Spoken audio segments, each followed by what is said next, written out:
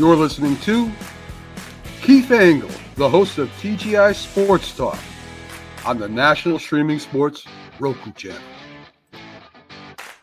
Football season is here, and SeatGeek is my go-to for buying tickets. Now with SeatGeek, every single ticket is backed with their buyer guarantee. We've all had plans change, and when you can't make it to the big game, SeatGeek has you covered. They're the only ticketer that allows you to return your tickets ahead of the event for credit with SeatGeek swaps. So when things come up, I know that my tickets won't go to waste. So what are you waiting for? Download the SeatGeek app to maximize your possibilities and shop live events with confidence.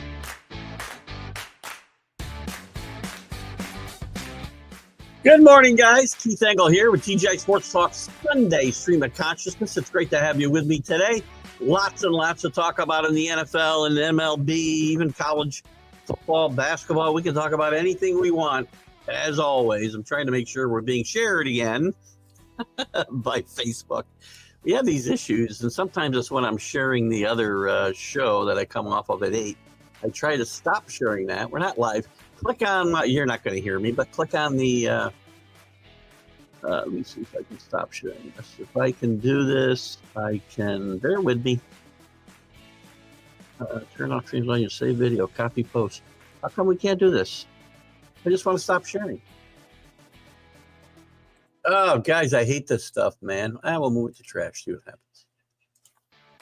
It's not what I wanted to do, but we'll do it anyway. Then we're going to try to stop sharing this. We'll get into the show eventually here. We got problems with both our Facebook spots, it looks like. So let me, which is going to kill our audience, right? We're not going to have anybody here for crying out loud. Jesus Christ. Got a few people here. We welcome you. Hopefully you're probably from, let's try this again. Facebook, I hate you. I hate you. Anyway, welcome everybody. We hope this works. We'll do our open and then we'll check again. Welcome everybody watching this morning. Hopefully on Facebook, hopefully on YouTube. By the way, if you're not getting us on Facebook, click on the my profile page. You should see me live there.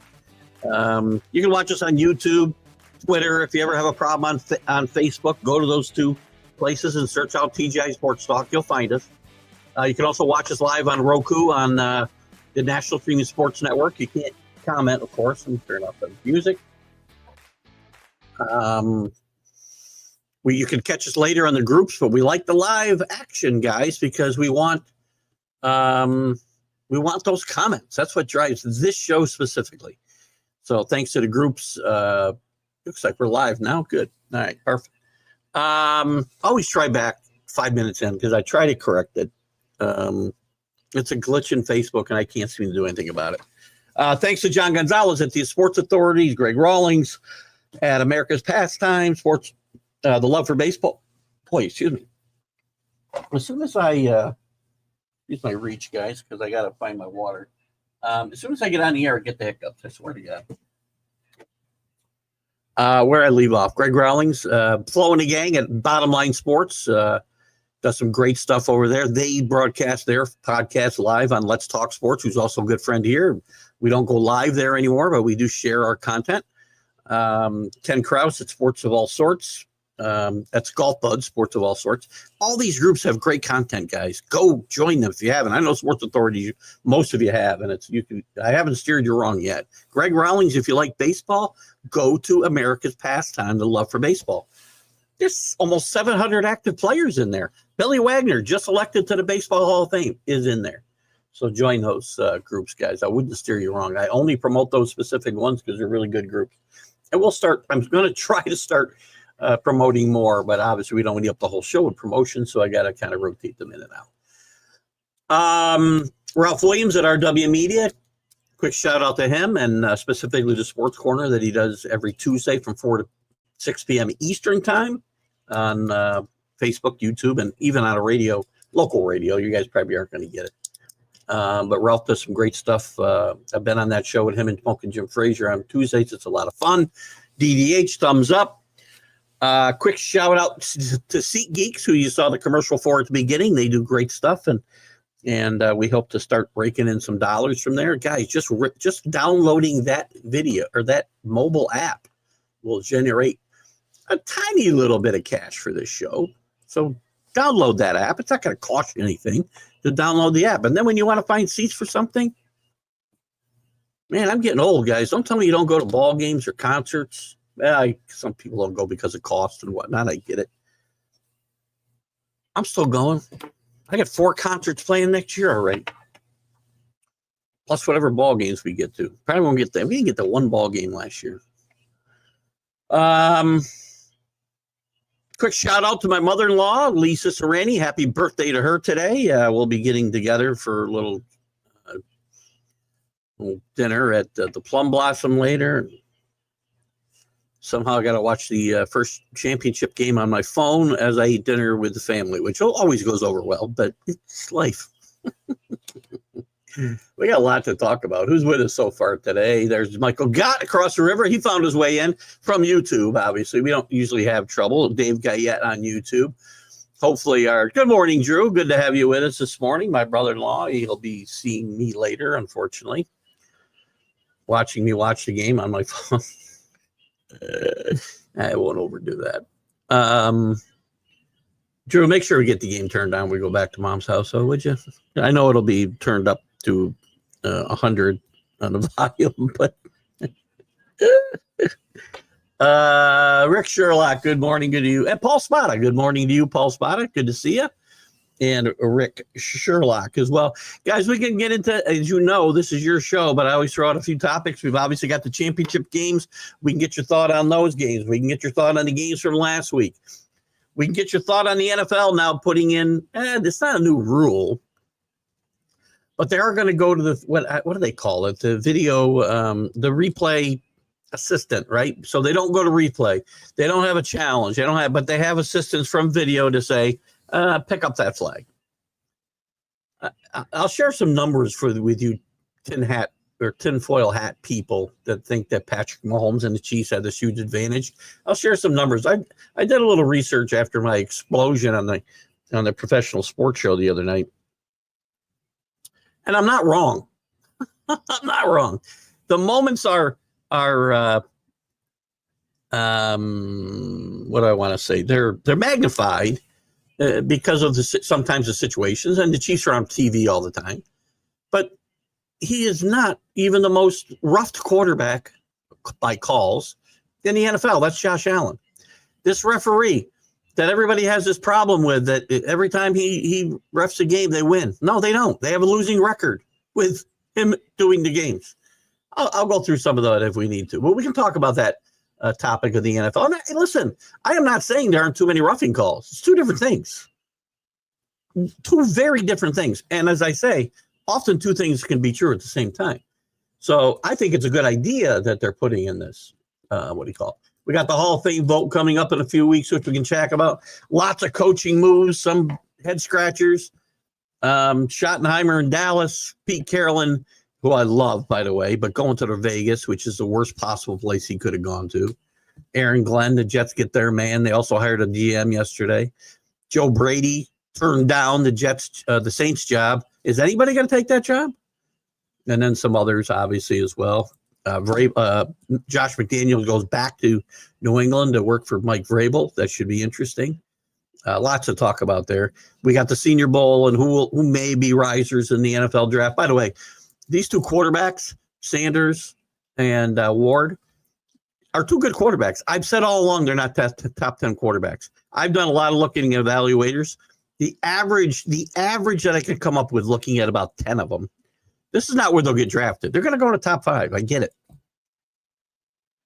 Because that's what we do. But the evaluators, the average is Ward 12 and Sanders 22. Just saying. And we also haven't talked about the Notre Dame, USC. Sorry, Daddy. OSU, Ohio State University, Pat Day. I'm having a good time with names today. Ryan Day gets the monkey off his back. They win. Listen, this game wasn't. People think this game was out of control because of how lopsided it was in the first half, specifically the first quarter. Notre Dame made some adjustments, got back in the game. Anytime they had a 3rd and long in the 4th quarter with over 4 minutes left and all their timeouts, if they could have got off the field then, with a one-score game, that's still a football game, guys, but they gave up a long pass and the game was over. So they get blown out of this game. Hall of Fame voting in Major League Baseball. Not a lot of real controversy about who got in. Still some conversation about some of the guys that didn't. We can talk about that. We still got Bregman and Flaherty and Alonso, as we talked about in the MLB update on Friday, still out there. Bregman now is re-engaged with the Astros, still kind of up in the air and in great doubt whether they can make this happen financially. But Altuve, who's wanted him back all along, has said he's willing to switch positions if they bring back Bregman. Cohen is exhausted trying to work this Alonso thing out. I think it's dead. The Dodgers continue their evil empire ways and sign two of the biggest free agents left, and Tanner Scott and obviously Sasaki, probably the biggest prize. Santander to the Blue Jays. College basketball, Auburn is rolling. Kentucky loses to Vanderbilt yesterday, but they are back. St. John's back in the top 20 with St. Peter's. Houston's climbing, always underrated. Kelvin Sampson does a great job there. They're 12-0, I think is what I just saw, in the Big 12. That's nothing to shake a stick at. And Duke doing well as well. We can talk about any of that. The NBA, best teams, probably the Cavs, the Celtics, the Thunder, the Knicks, Memphis. Probably that's it. Big losers. I mean, the Wizards are terrible. The Nets are terrible. Sixers are terrible. The Jazz are terrible. Bad basketball being played. We did have Jim Beringer around. I don't want to say.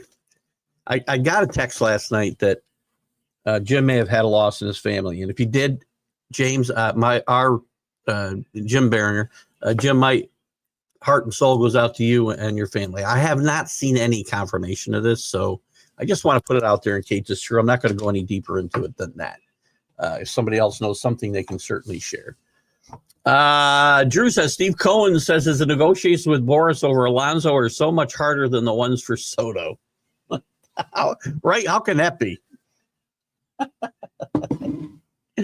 The top free agent out there who you got the most competition for, who's probably got I'm sure, a hugely complicated contract, but we can't get a home run hitting first baseman signed.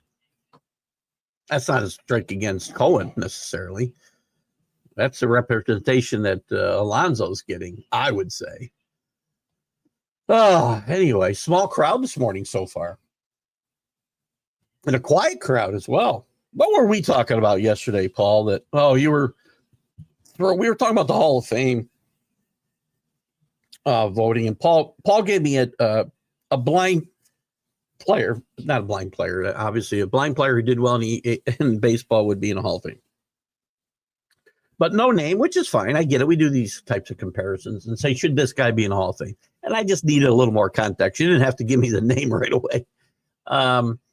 But it was Carlos Delgado. And look, he had a nice career. To me, he's kind of there with Fred McGriff, who I do not think is a Hall of Famer. Sorry. I think I'm in the minority there, but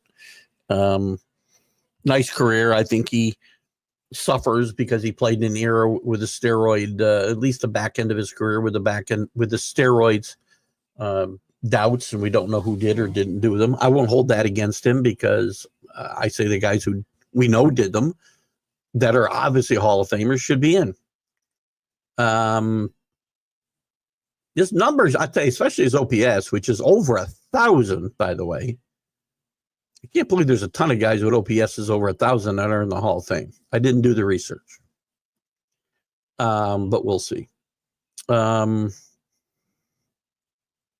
So, Paul and I talked a little bit about that. There's an argument to be made there for sure. Dodgers continue their acquisition streak by signing Dave. Well,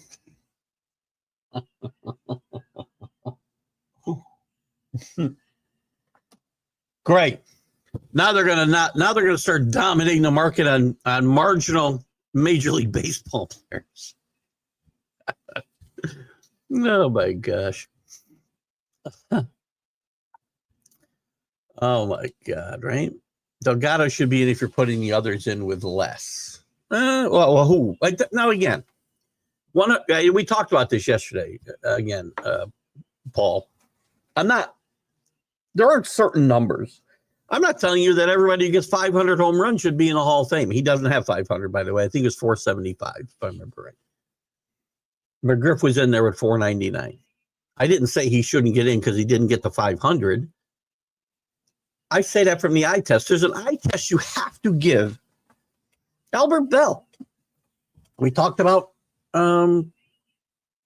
Friday. I would say Delgado belongs in before Albert Bell, by the way, even if you just want to look at numbers. Because the one thing that stands out for me for him is the over 1,000 OPS. That's huge. That's not happening a lot in the modern day.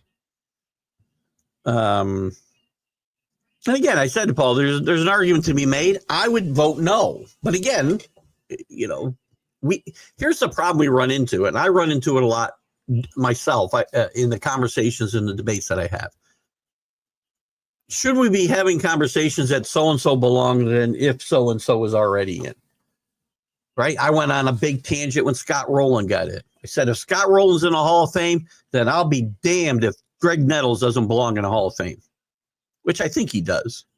But it's a borderline case. It's hard for me to make a serious case for Greg Nettles without using that argument. If these guys are in, Greg Nettles belongs in.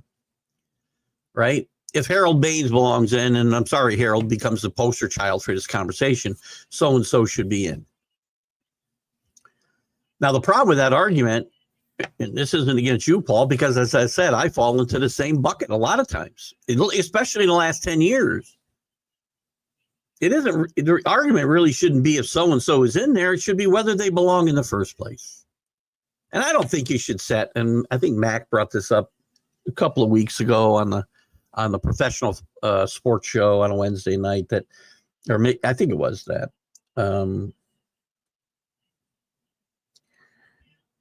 What was I going to say? What was I going to say? Oh, there should be certain benchmarks. If you get the 500 home runs, if you get the 1,500 RBIs, if you get the X stolen bases, if you get the X wins, no, because again, you have to have some context, and the eye test should matter. And defense should matter. We had a conversation Friday. If Omar Vizcal's not in the Hall of Fame, how's Ozzie Smith in the Hall of Fame? I'm not saying in this case Ozzie Smith doesn't belong. One of the greatest fielding shortstops of all time. Had a little bit of a bat late in his career, but didn't scare anybody. Had some speed. Omar Vizcal is basically Ozzie Smith light. So again, it's a subjective thing. Unfortunately, it's always going to be. The Football Hall of Fame to me is even worse because we have to select guys every year. At least baseball, we can say nobody's worthy. There's a possibility it could happen next year. Unlikely. Beltran should get in next year, but he might be the only guy. There's nobody from that first class that's going unless Andrew Jones makes a big jump. 9 points isn't the biggest jump ever for sure. But this could theoretically, if there's still enough guys who don't want Beltran in because of the nonsensical Astros deal, he won't get in. And that could be nobody gets in, which is okay because nobody deserves to get in. Hall of Fame in the NFL, we have to have between, I don't know what the numbers are, 5 and 15 guys or 5 and 9 or whatever the numbers are. It's silly. Every year we have to take 5 guys. Again, don't hold me to the number. But it does become kind of silly when you're going to vote like that, right? And it's an interesting class this year as well. Drew, not hating on the Chiefs, just want the Bills for a Super Bowl for a change. Commanders over the Eagles would be interesting as well. Does the world want to see Buffalo? Again, remember, I hesitate to say this, not for you, Drew, but for the rest of the tinfoil hat crowd. Does the networks really want to see Buffalo against Washington? Redskins? No offense to you, Drew. I'm betting the Eagles minus. I don't know what. Let me see if I have a. Oops, hurt my phone. Let me see if I have a line. today on the games yet. I don't know if Shannon, if you're out there, get the lines out, will you, so I can do my pick. What is that game right now, by the way? Let's find out, shall we? I know that Mac using us bet us, bet US, whatever it is.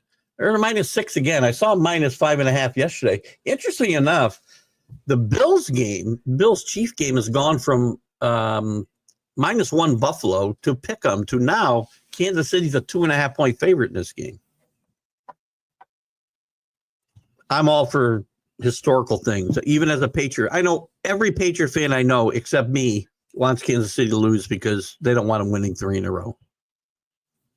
I like to see good stories. I'm a little different. I like dynasties. I like to, and then I want my team to get better and go out and beat those records. That's how I operate. I understand the fatigue.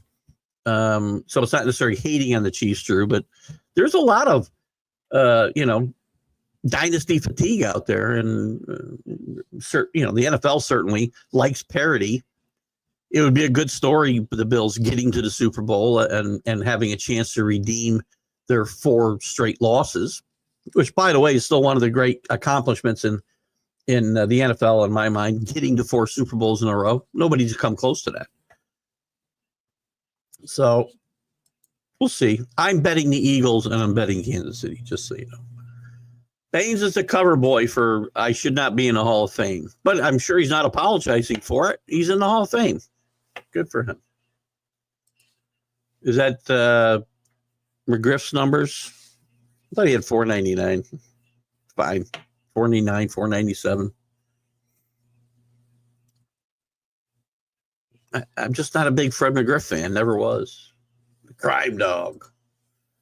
Problem with certain MLB players is their dominant peaks aren't long enough. I'll tell you what, though. You look at, and I had to do a double take, and that's why I asked for some context yesterday when Paul sent me Delgado's numbers. He had a long, very good peak. Problem is there's no major awards. There's 2 all-star appearances. And again, I think he gets hurt by the era he played, and not just because there was better players. But I never, again, you have to dominate and you have to be head and shoulders above players. And I just don't feel Delgado was ever there. Just short.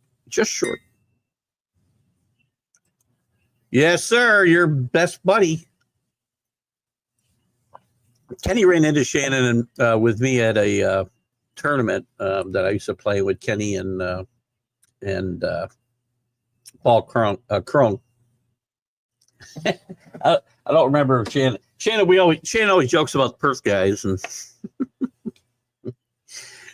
so anyway, Shannon's a good guy. He did chastise me last week, though, when I didn't get the email. I don't know what happened. I'm sure it was user error, and it went to everybody.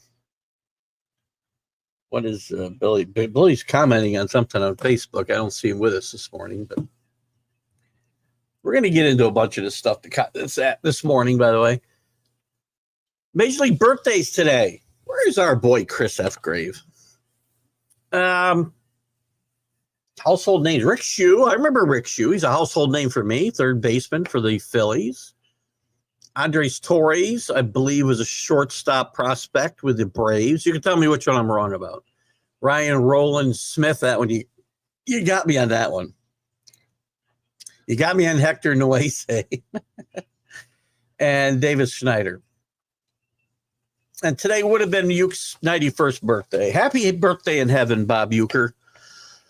We talked about Bob last week. One of my great memories in as a youth is watching Uke on Monday Night Baseball. That's where I came to know him. And then later, obviously, around the same time, probably the Miller Lite commercials and whatnot. We talked a lot about Uke last week. He's a baseball treasure. Good morning. There's Bill Pulver. By the way, I saw some breaking news today. I don't know if it's true yet because I haven't. And as Paul knows, I like to verify these things. I'm going to do it right now. It looks like Joe Montana is returning. Let me see. Let me just see news. And this looks to be. No, I don't know. I don't think what I'm seeing is accurate, so I'm not going to report this. Let me back up here. Yeah, I think what I saw doesn't look like that. There was a report he was going to be part of San Francisco's ownership. That does not look accurate now. So again, lots to talk about, especially in the NFL. We got two big games. Drew talked about liking. He thought the story would be better, and he might be right. I like stories, but I also like to win money. So my money will be on the Eagles minus whatever. It looks like 6 right now. Kansas City minus 2.5. The Eagle game is just, I know Washington lost one of their top offensive linemen. The Eagles are going to try to run this football as much as they can. The Commanders are going to try to stop them. They have a decent defense, and maybe they will do that. And I think at the end of the day, this will come down to quarterbacks and who doesn't make a big mistake late. I think this is a game that probably it could very well be close fought, and the Eagles will pull away late in the game to win it by maybe 10. Right? I'm going to call it 28. Let's call it 28-20. Sounds good to me. And that's a victory for me. If they don't stop Barkley, this game could get ugly. But this is a better defense than the Lions and other teams. The Eagles, by the way, are a much better defense than the Lions. And the Commanders, oh my God, really? The Redskins are not going to have as much, I don't think they're going to have as much luck. I shouldn't say luck, success as they had last week against the Lions. Big upset. Great win for the Redskins. Great win for the just getting to this championship game is already a victory for the Redskins. I'd say they're at least a year ahead of where they've been. And again, I just hope Dan Quinn doesn't get ahead 28-3 here in the third quarter, because we know what happens when that happens. So no, I'm not going to. Why would you root? What is the reason to root against Kansas City? I'm gonna show you again.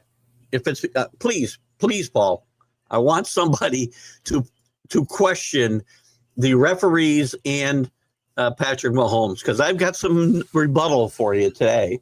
Actual numbers that refute everything you have to say about the referees, the league, and Patrick Mahomes. Patrick Mahomes, the Chiefs, and I'm going to tell you now why I like the Chiefs to win this game. Bills have had a great year. Josh Allen, who, by the way, has more quarterback roughing the quarterback calls against him than Patrick Mahomes, has had a great season, an MVP season. I think he's the MVP of the league. I expect him to play well today.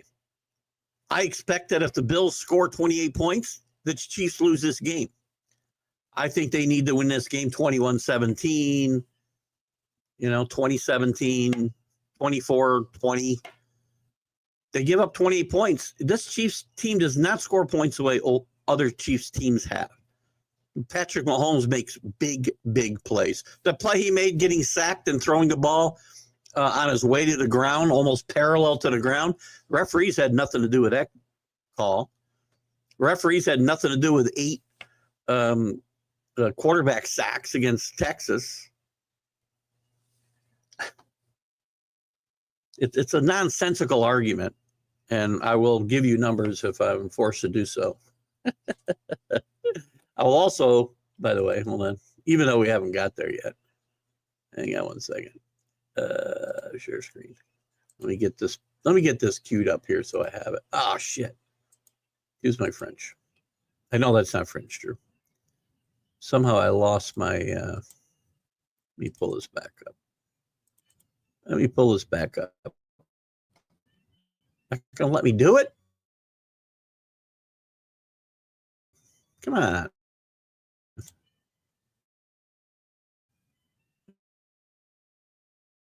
There we go. I can slow down like crazy. blank? Come on. All right, we'll get to share it. These guys are tough. Oh, there it is. Now I got it. Hold on. Let me see if I can just, oops. Yeah, you still didn't let me get to it. Son of a gun. We'll try again a little bit. Let me go to Merritt. Again, you can root against them. Drew said, if you're tired and you have dynasty fatigue, admit that. Please don't tell me the league wants them to win. The whole argument is nuts. Big thing. You remember, listen, for 20 years, not 20 years, but the last 10 years, or the second half of that Patriot dynasty, we had all the pictures, the same pictures we see now with the refs in red and white, we saw in Patriot, blue and silver and red. Stupid. It's funny. Funny's always funny to me. I'm not offended. I can't defend other people's attitudes, or I can't be offended by other people's attitudes, as wrong as they might be. The league didn't want the Patriots to win. The last thing they wanted was them to win. When they're accusing them of cheating every step of the way, they want them to win at the same time. Makes no sense. I don't know. Hector Noyes. I should be ashamed. Started with the Yankees and listen, what have you been going to the Rick Sherlock, Danny Fuller? Maybe you used his Yankees comment before. I don't remember seeing that from you though, Drew. Before in 2011, a mediocre leader immediately went to the Mariners the next year. I have no recollection of Hector Noisy. Sole reason I don't want PM to succeed over Brady. See, again, that's fair, and that's fair. As I said, I'm probably the only Patriot fan who doesn't care. He goes and gets 3 in a row, and he's not succeeding, by the way. So he's done something Tom Brady didn't do, which is win 3 straight Super Bowls. Tom Brady's place in history never goes away, Paul. Never. There will be another guy. By the way, this team's not having a run for 20 years the way that Brady and the Patriots had, no matter what they do. They've had a great 7-year run here. What is it, 6 or 7 year run? I think this is their 7th straight AFC championship. If I have the number right. But again, that's a fair reason. No tinfoil hat there. It's a huge deal. Yeah, but back-to-back MVPs, very tough, man. I mean, here's the thing. And again, that's why baseball, I don't think there's one set of criteria. There's several. Yes, you need to have dominated over a period of time. I think Don Mattingly did that, for instance. Dale Murphy did it, but it was probably 6 years, right? But he won back-to-back MVPs. How many guys, Drew, have won back-to-back MVPs and are not in the Hall of Fame? I mean, I think that has to go into the argument along, and I agree, it was not long. But I don't think it needs to be. You shouldn't have to be a compiler and be there 20 years and compile 550 home runs and 1,800 RBIs and whatnot. That's one way to get there, absolutely. But I think you can be dominant. You should be able to be dominant over, I would say, even a 6-year period. If you're that good, those Braves teams, they went to an NL championship NL championship series based on his bat and his bat alone, basically. Go back and look at that team. I mean, I know it wasn't dominant, and the AL or the NL West wasn't that strong that year in '82. They got annihilated by a better Cardinal team in the championship series. That team had no business being in the playoffs at all. Go back and look at that team. So I get your point. But I do think there's no one set of criteria. And that's part of the problem. And there never will be, and there never should be. So it's always going to be subjective. That's why I can't just look at numbers. I mean, if I look at Carlos Delgado and Dale Murphy's numbers compared to each other for their career, well, Delgado looks like he belongs in head and shoulders over head over shoulders. If your head's not over your shoulders, you got a problem. I'll tell you a funny story. Sure. Friday night, we're over at Jake and Marina's, and And I said, "Wolf down her." She was Scarlett woofing down her food, and I was pointed out that it's wolf. And I grew up saying wolf, wolf down her food. And then they just kept pressing me on how do you say it? It became a whole thing until I just started saying the wrong thing on purpose. Anyway, back to Dale Murphy. The overall numbers would say Carlos Delgado. Yeah, if you just say player A and player B, take away the names, you say, wow, this guy was a much better player. Well, no, he wasn't, because Dale Murphy was a really good center fielder for a short period of time. He won back-to-back MVPs. He carried a team on his shoulders to an NL championship series. I think that plays. I just doubt. I really doubt. I don't know this for a fact. This is anecdotal totally. I doubt there's another back-to-back Hall of Famer that isn't in the. Well, thank you, Paul. I do remember, and I know sometimes in the chat I'll come in late and there'll be comments, and I don't remember who makes them, right? And I thought you might have been part of that tinfoil hat crowd for a while. So if I push you in there, I apologize.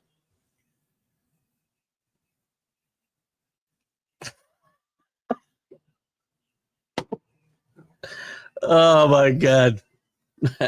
Drew, don't take offense. That's actually very funny.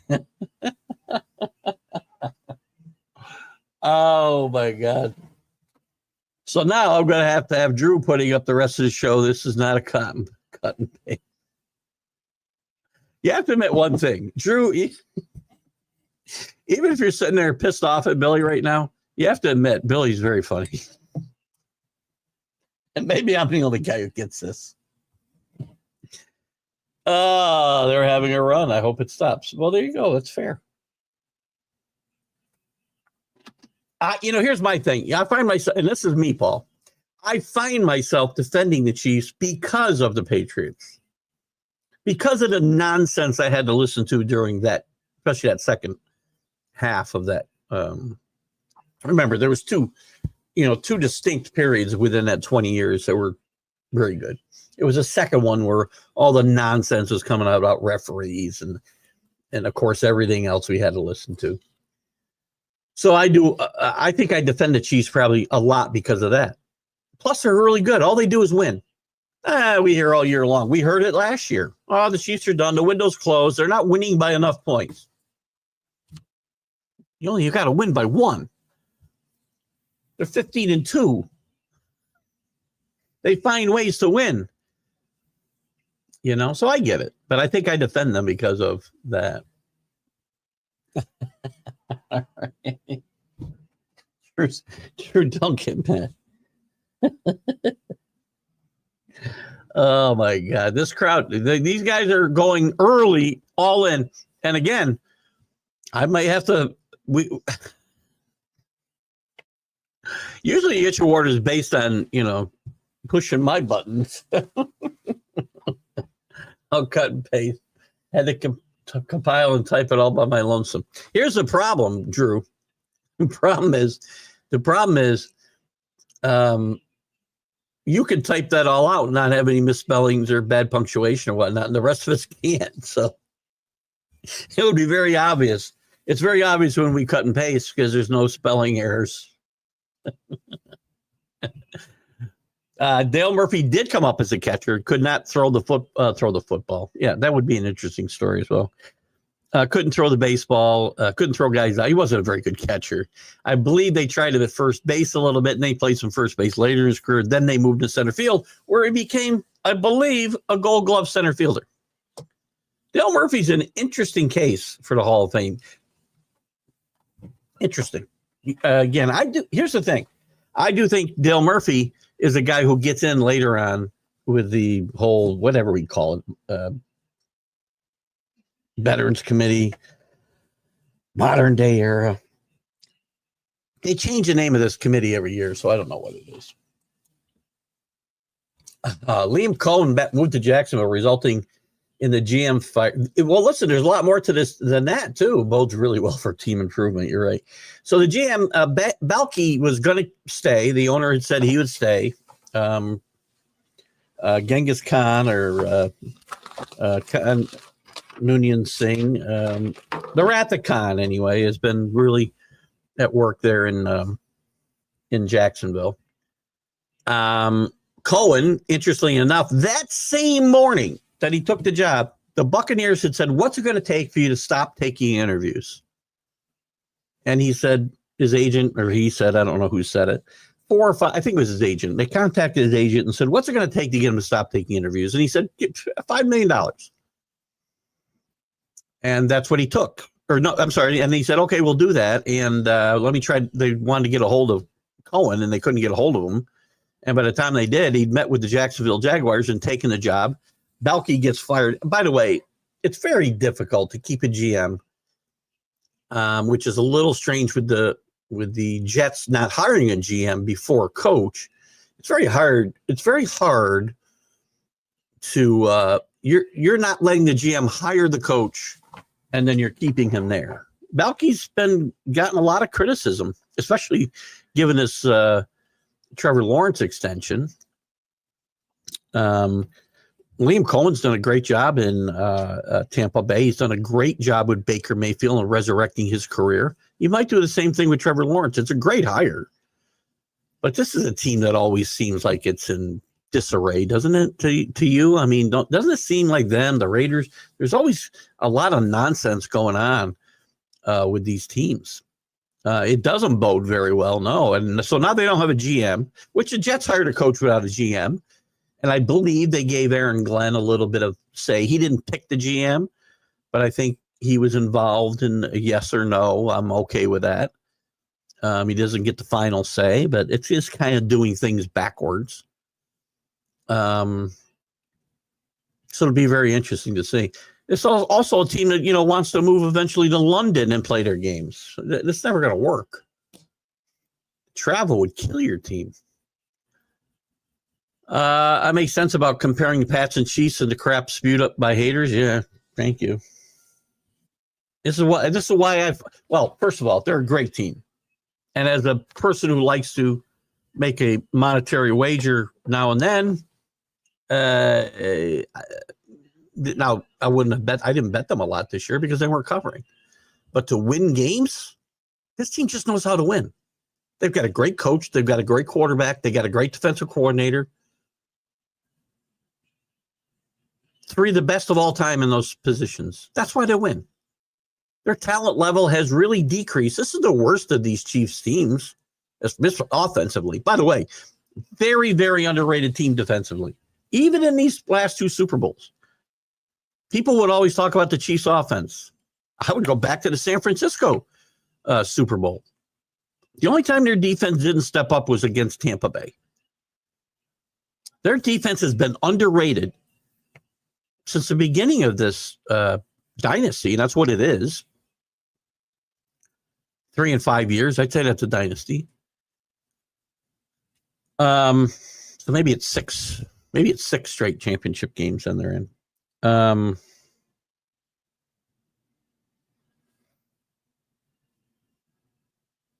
But their defense has been. Their defense is what keeps them in games, and the offense then finds ways to win games.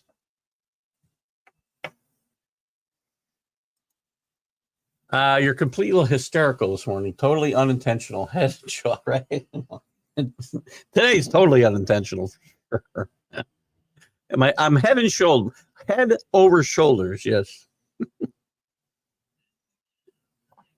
I mean, this is probably why Murphy couldn't throw base runners, Drew. He's trying to throw a football second base. It's like impossible to have a football thrown to you and throw a base stealer out. Can't do it. Like Ellis research. Oh, it's going to be an interesting last hour and 15 minutes. Ravel McDaniels. Now we know he's not cutting and pasting. It's McDaniels. Thank you. I finally get a chance to correct Drew. I'm very happy about this, by the way. Now, again, there will be people who make an argument that McDaniels was nothing without number 12. I would argue that he's been a good offense coordinator. He did have 12 with him most of that time. I'm trying to think if he was there in 2008. I think he was. I think Josh McDaniel was the offensive coordinator. I'm positive he was. When Tom Brady got hurt on the first series of the first game, and he had Matt Castle and won 11 games. So I would argue wrong. Some of the same reasons I would give you for Belichick. He's just not a good head coach.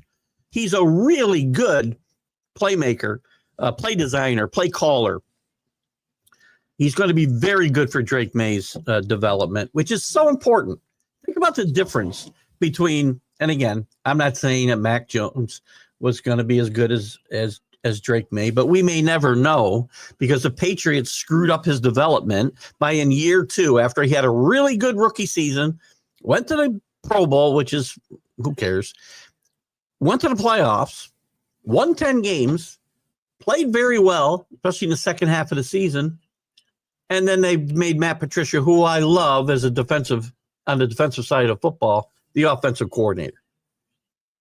The most important season for these quarterbacks is year 2. You saw Stroud regress this year.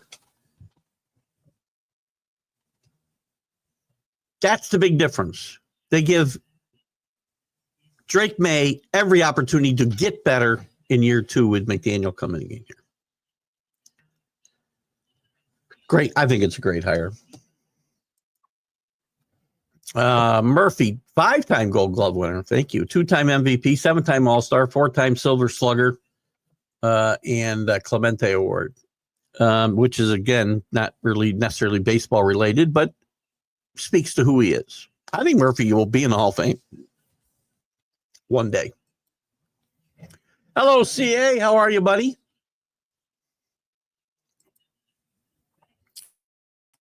Did you? It's just, so cut and paste becomes a new buzzword on the show. I love this show because, I mean, I never know what to expect. Billy coming in with that comment was just awesome. I'm sorry. I have the smartest audience in podcasting, right? That is a very, very smart, funny way to come in. And now cut and paste has become a buzzword on the show. 7 straight championship games. I thought Mahomes was only been there 6 years. Yeah, you're probably right. I thought I saw 7 myself, Paul. Never better as OC than 15th in the league without Brady. He won 11 games. I'll say one more time. He won 11 games with Matt Castle. They didn't make the playoffs, not through the fault of this team. They went 11-5 with Matt Castle. Talk to me about what Matt Castle has done since that season. Nothing. He did nothing in his career after that. Nothing. So, again, what were they in the league in offense? Whatever. Patriots were never, by the way, until those last, I shouldn't say that. Those seasons from like 2007, I got to see what the Patriots were in like 2009. What year was that? 2008? 2000. No, I got to see. I can't find this that quickly because it's not an easy. I guess I can just put in McDaniel's Castle. That didn't work. You think that would be easy, right? If you could spell a little bit when you're trying to type. Anyway, I'm not going to do that. 10-7 under McDaniel. Wait a minute, Paul. You're making 2 different arguments here again. Here you're telling me he's not that good.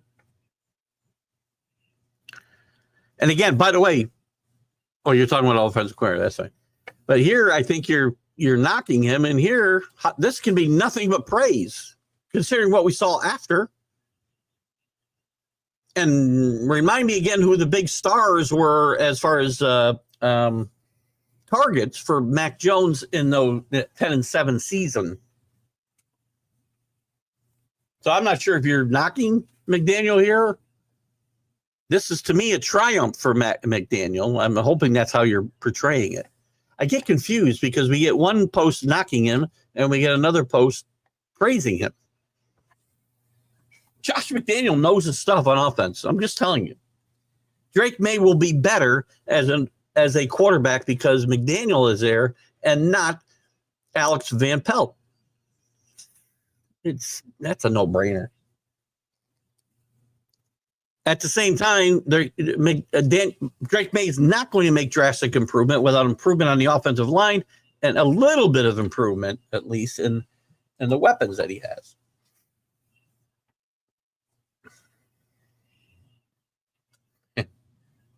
These guys get jobs. I mean, they just move around right and left. I haven't gotten into except for Robert Saleh going to be the new defensive or new defensive coordinator for the 49ers. I really haven't dived into the coordinator position and the Patriots, of course, because that's important to me. But we'll look more at that and some of the details of this. To me, there's just too much other news with head coaching news. That's why I haven't dived into the whole coordinator thing. But, I mean, again, personnel means something, right? I do think the Bengals had some good defensive personnel and played below their potential. The Bengals. I hope I said the Bengals. I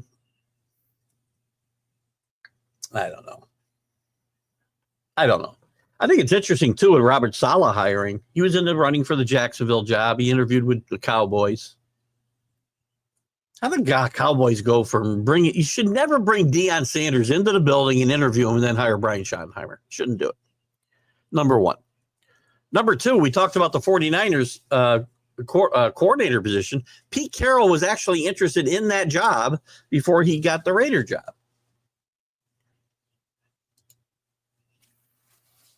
Was 42-14 with the Vikings. He didn't play those years, though. Come on. He wasn't a starting quarterback. So that's 5. How many years is that? I can't do math. That 3 years? 4 years, right? You're saying 4 years he was a starter there. Or 5 years. 16 games.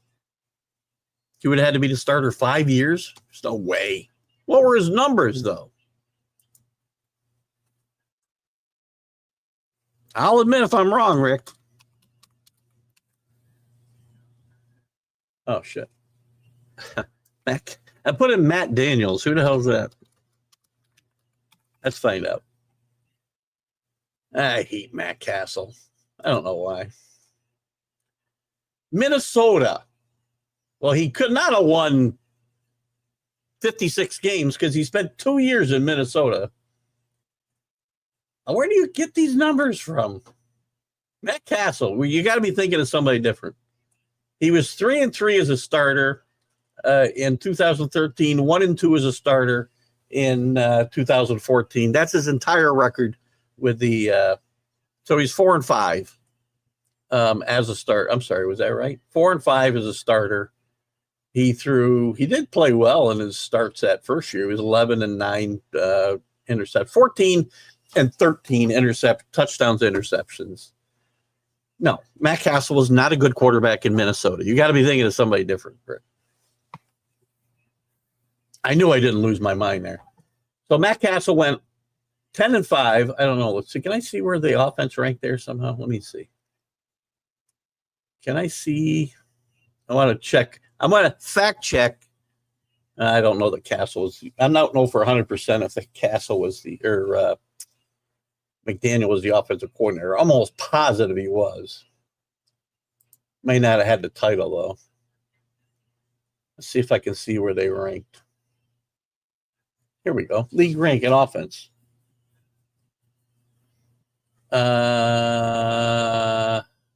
Jesus, you don't give me an average. So this team, and again, I'm going to say this was, I'm going to say Matt Castle was the offensive coordinator. Josh McDaniel, offensive coordinator. 2008 Patriots. They ranked 8 in offense. Paul. 5th in yards. I don't know what that is. First and first downs. They 5th best in interceptions. He only threw 11 interceptions that year. They were 4th in rushing. Fourth in touchdowns, fourth in yards after the catch, first in penalties. That helps a lot, by the way. They were eighth in the league. So now I got both. I was able to fact check you both at the same time. Paul, there you go. Perfect example. It's the only year he ever was a coordinator without Tom Brady, by the way. So forget about it. Forget about him as a head coach. That doesn't count. I don't care if he was calling the plays or not. He's not the offensive coordinator. Much different position. 1 year he spent without 12 as his quarterback, and he was eighth in the league in offense. They didn't make this playoffs. Matt Castle started 6 games. What did I say? 8 games. You got to think of somebody else. Terrell Williams joins McDaniel as they gather the old gang together. I'm happy with this. I'm happy with the culture change. I'm happy that Vrabel's here. I don't know why. There's a lot of Patriot fans in some of the groups that have been upset about this hiring. They thought Ben Johnson should be the guy. Sure. Whatever. I have no idea what Ben Johnson could do. Mike Vrabel knows the history of this team, as did Gerard Mayo, quite to be fair. But Mike Vrabel has been through these wars as a coach. And with inferior talent, took the Titans to an AFC Championship game, no quarterback.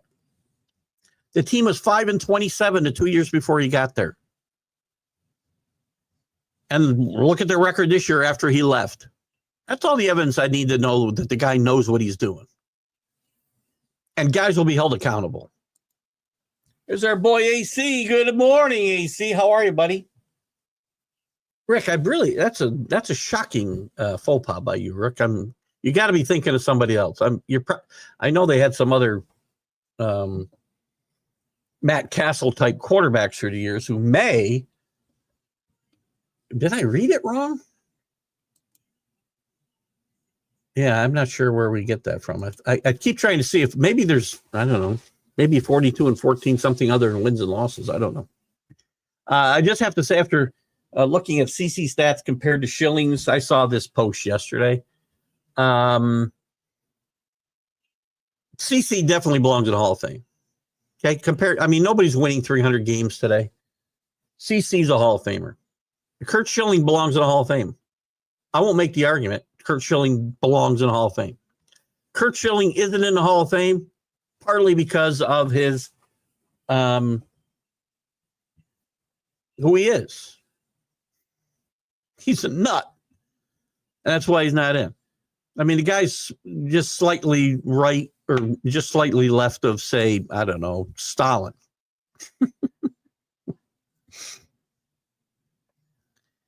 But that shouldn't be keeping you out of the Hall of Fame. Personalities do. We talked about it with Albert Bell. We talked about it with, I feel like somebody else on the MLB update on Friday. Unfortunately, and it shouldn't be the case, right? There's a lot of bad people in the Hall of Fame, all Hall of Fames. Look at the Football Hall of Fame has got O.J. and Ray Lewis, two of the most famous mass murderers in the history of football. Oh, maybe the only, as far as we know. Baseball's got, it's full of racists and cheaters, quite frankly. Again, that's why I argue with some of the things that have gone on. In all sports, everybody's trying to get an edge all the time. Towing the line, stepping over the line. Shouldn't. You think it's going to keep Bill Belichick out of the Hall of Fame? No. But Shelley should be absolutely 100% be a Hall of Famer. There's nothing, I can't give you anything to say he should be out because of this. He won championships in Boston. I don't care about the whole bloody sock thing. I don't care if it was real, it wasn't real. I suffered through that series as a Yankee fan. Still want to throw up today thinking about it. He was a big part of that. He was a big part of the Diamondbacks. Another series that makes me want to throw up. Not quite as bad as the Boston series. Dan Campbell watching the brain drain continue, expecting some of his lesser coaches to join Glenn and Johnson at their respective teams. Yeah, this is going to be an interesting, and that's a great point, Drew. It's going to be an interesting dynamic to watch to see how this exodus, not just of the two coordinators, and personally, I think obviously Ben Johnson leaving is much more detrimental to this team than Aaron Glenn. I think the Detroit defense was overrated at best. Aaron Glenn's a fine coach. He's done a good job in New Orleans. He's done a good job in Detroit with the personnel that he had to work with, and they've gotten better. They played better in big moments most of the time. But yes, there's going to be a little bit of drain. Brain drain is a great phrase too. It'll be interesting to how it affects this team the next year. This happens to good teams, though. Usually doesn't happen. Usually losing both your coordinators doesn't happen until after you win a Super Bowl. But you saw what happened to the Eagles. And part of that is because they got the guy who thinks he invented football at the head coach there. I'm going to bet him today, but they now have good coordinators in place. But when they lost both their coordinators after losing a Super Bowl to Kansas City, you saw what happened in Philadelphia last year. It can have an effect.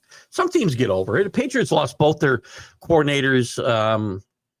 Well, actually, now that I think about it, they lost both their coordinators after beating the Eagles, I want to say, in 2005-ish or 6.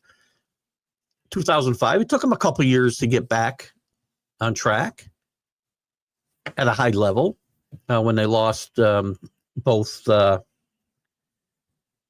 Charlie Weiss and Romeo Crennel to head coaching positions, one in college, one in the pros. Neither one worked out.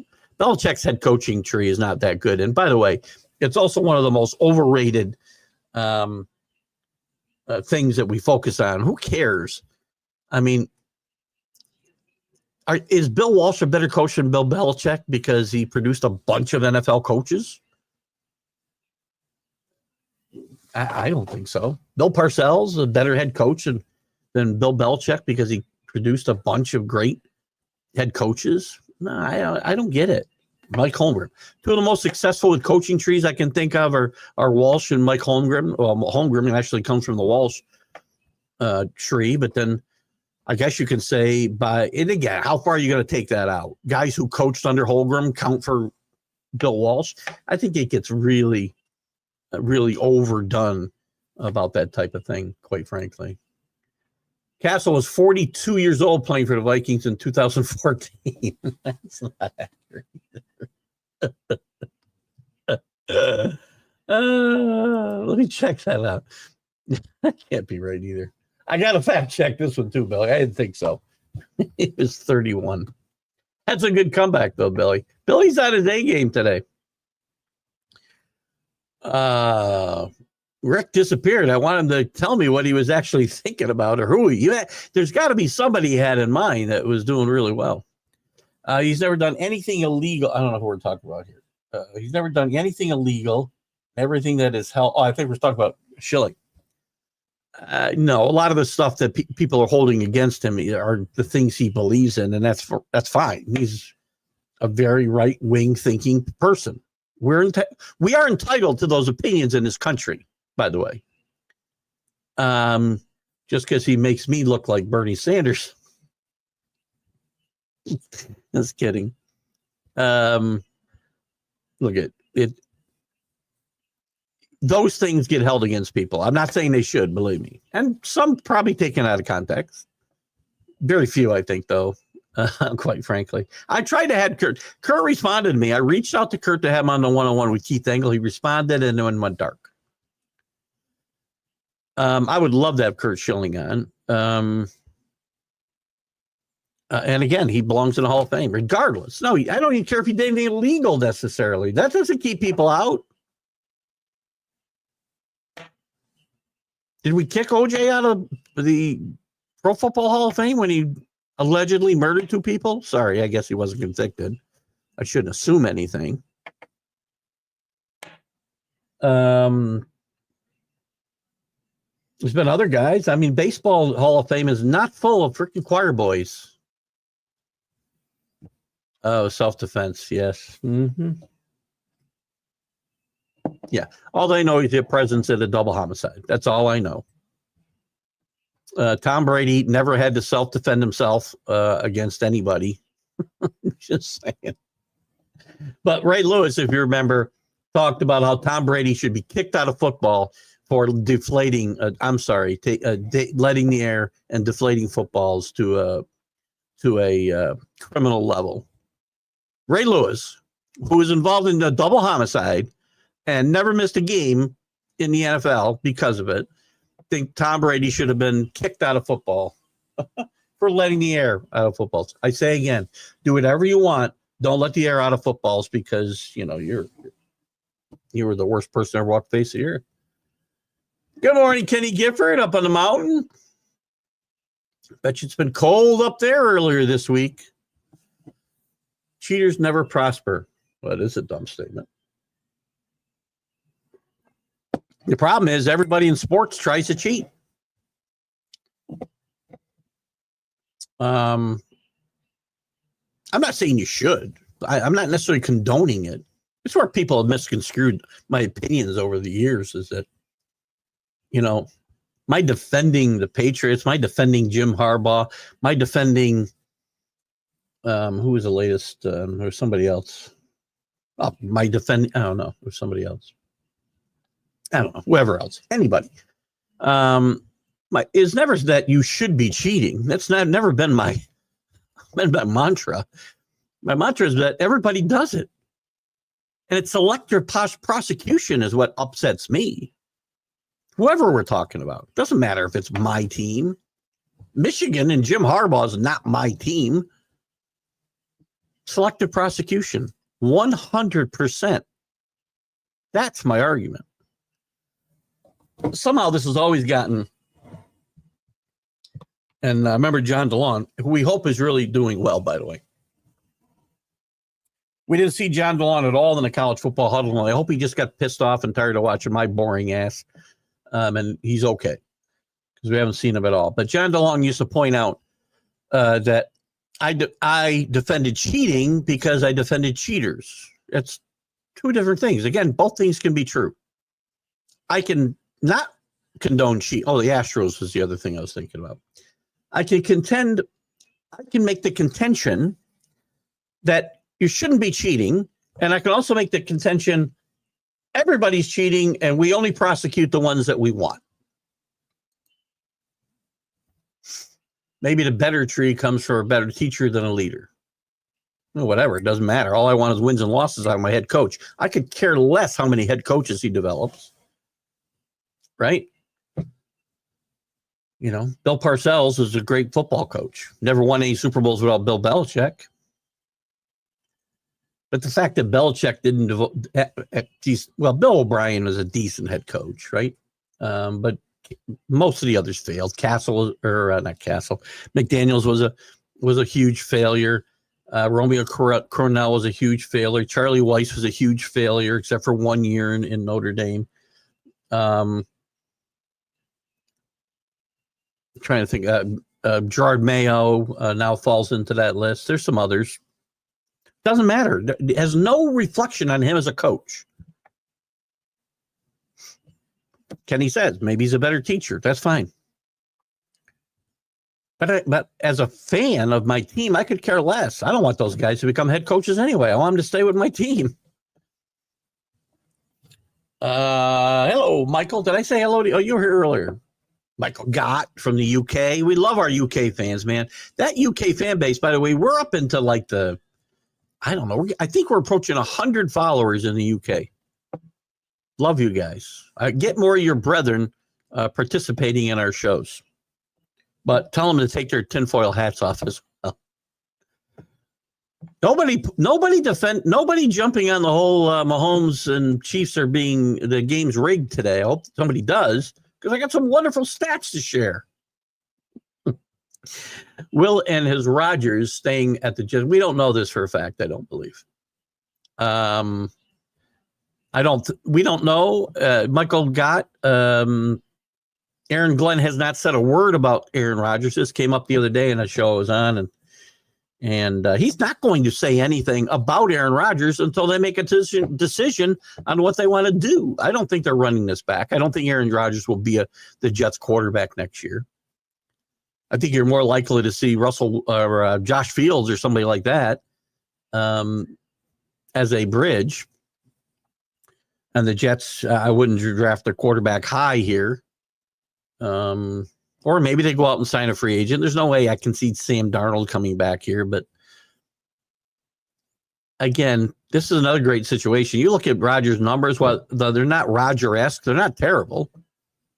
His numbers aren't terrible. But when you watch him play, the eye test says he's not even close to the player that he was even 3 years ago. Belichick gets in the Hall of Fame for dating someone's granddaughter.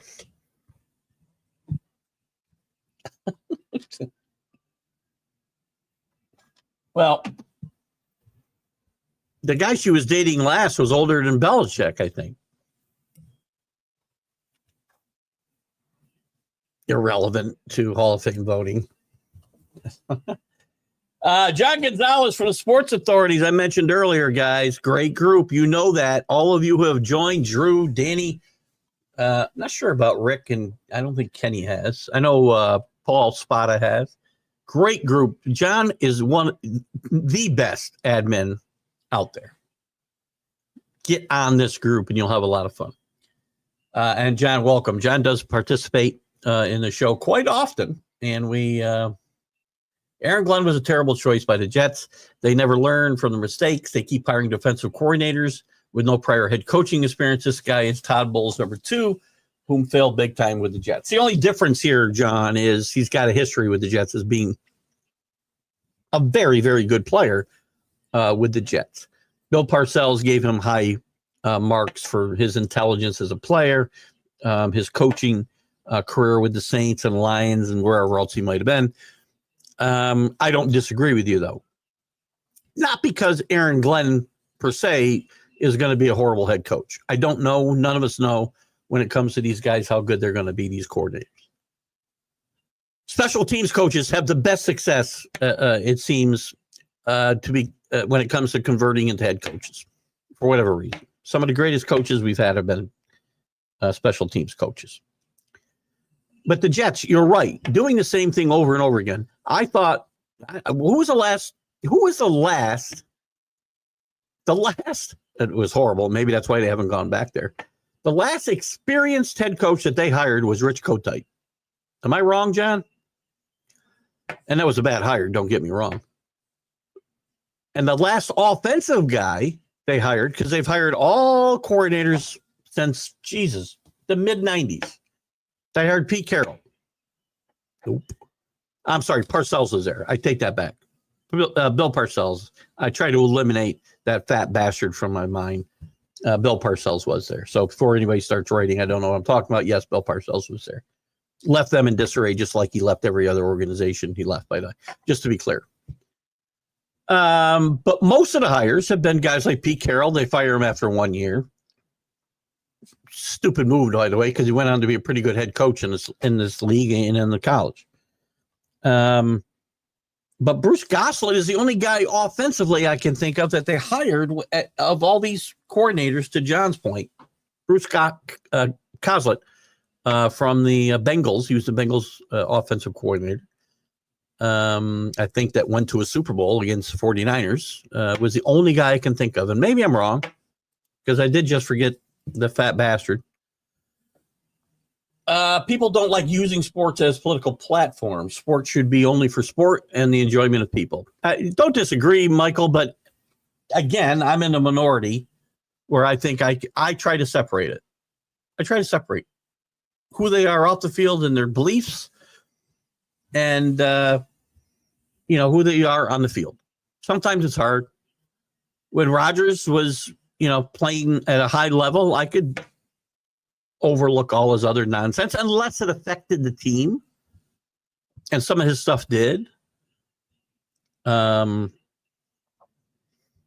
I mean, if there are things that will get on the players, again, you don't complain about not getting weapons when you won't take a hit in your own salary, for instance, right? But that's not about their political beliefs, right? We've had some very strong instances. Listen, when I took a lot of grief for this, and I don't care. I really don't. It isn't. I don't really judge people on their own thoughts and beliefs. I don't care. I disagree with them. I mean, everybody has a right to be wrong. I didn't have a problem with players who kneeled on the. I didn't like it. Don't get me wrong. I shouldn't say that. It's not that I didn't have a problem. I didn't like players kneeling during the national anthem. But I was able to separate that from the games. To me, there's two different things, two far different things. Again, both things can be true. And if it was so important, we didn't show the networks weren't even showing the national anthems at that point for years, unless it was a big game. They only started showing the national anthem when there were players kneeling on the field because there was a story there. So again, I try to find a way to separate that type of thing. If it spills over into the game, then I have a problem with it. Yes. I don't let my beliefs affect my relationship with people in my life. It's the same thing. It's no different.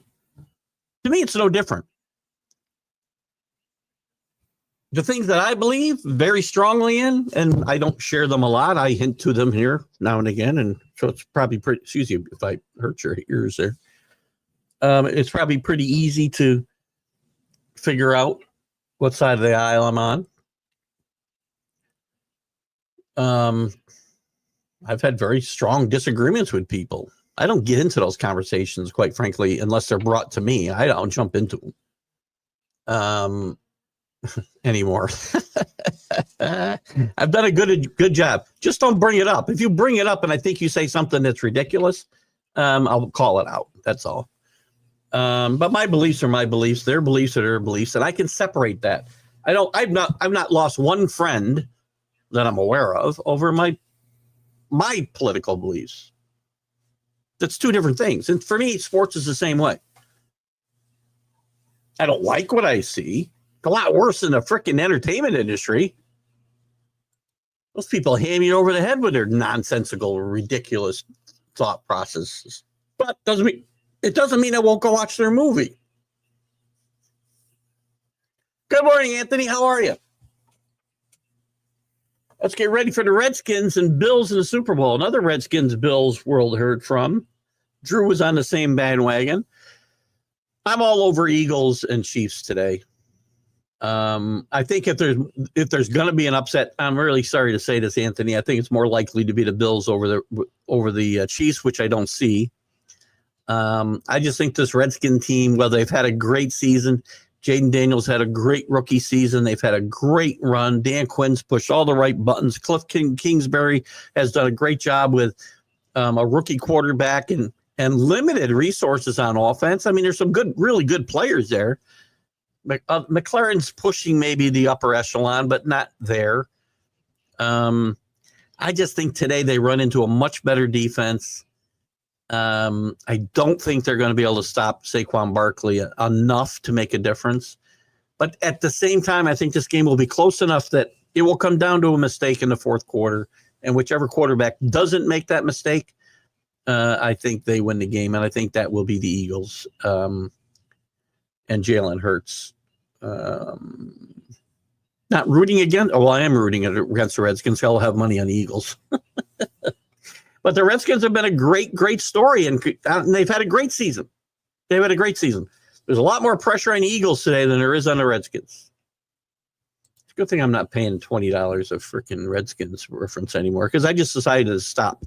Don't care. Rodgers even said that all quarterbacks adjust to football to their liking. So did Eli Manning. So did Troy Aikman. So did a number of upper echelon quarterbacks say. In fact, I remember Rodgers and Aikman both said they liked the ball harder than it would normally be. So they put more air in it. Again, nonsense. Kurt made a dunk and I don't remember this. Kurt made a Dunkin' commercial before the season started, saying he was coming back to Boston to break the curse. What curse? Curse has been broken. That's Hall of Fame worthy right there. That's pretty funny. The curse was broken, though. There is no curse anymore. Or is it the curse of getting rid of Kurt Schilling? Is that the new curse in Boston? They won after he left, though, didn't they? That's pretty funny, though. I didn't see this commercial. Must have been local. Saints only team of the head coach. Yes, they are. Joe Brady didn't pull out. Joe Brady was offered the job and said, no, thank you. Nobody's gone back for a second interview of all the coaches they brought in. Sorry, James. I thought I saw James coming up in the comments, but he's not. James Martin from National Streaming Sports, a huge Saints fan. He's from down that way, and this organization is in disarray. Cap issues right and left. Mickey Loomis, the GM, who probably needs to go. You know, it's time for a new voice in that organization. And Mickey Loomis had some great successes there, but it's time for him to go away. My guess is going to be Mike McCarthy gets this job, because if I'm a coordinator, I'm not tying myself to this anchor. And Mike McCarthy wants to coach, and the other coaching positions that we thought he was in play for, namely the Bears and the Jets, aren't open. And there aren't going to be any more openings. I heard a reference earlier today about Mike Tomlin having not made a decision yet. Mike Tomlin was leaving. If Mike Tomlin was leaving the Steelers, we'd know it by now. Because you leave now, and once we're getting into February, you really screw your team. Bill Parcells, that fat bastard, did it to the Giants after they won their second Super Bowl against the Bills. He waited until nearly February or into February to walk away when all the other head coach candidates had been fired or hired. Bill Belichick had left and gone to Cleveland, and they were stuck with Ray Handley because of Bill Parcells' selfish attitude here. He should have walked away after the Super Bowl or even during the Super Bowl like he did for the Patriots. Just walk away during the game, which you basically did. Rick, you're right. I hold a grudge, apparently. Problem with New York is their owner, Woody Johnson. I'd agree. Well, listen, he is dumb as dirt when it comes to owning a football team. John, I don't know why you're being so hard on him when, I mean, he does go to his, 13-year-old son and ask him about what the Madden ratings are on these players before he goes out to try to acquire them.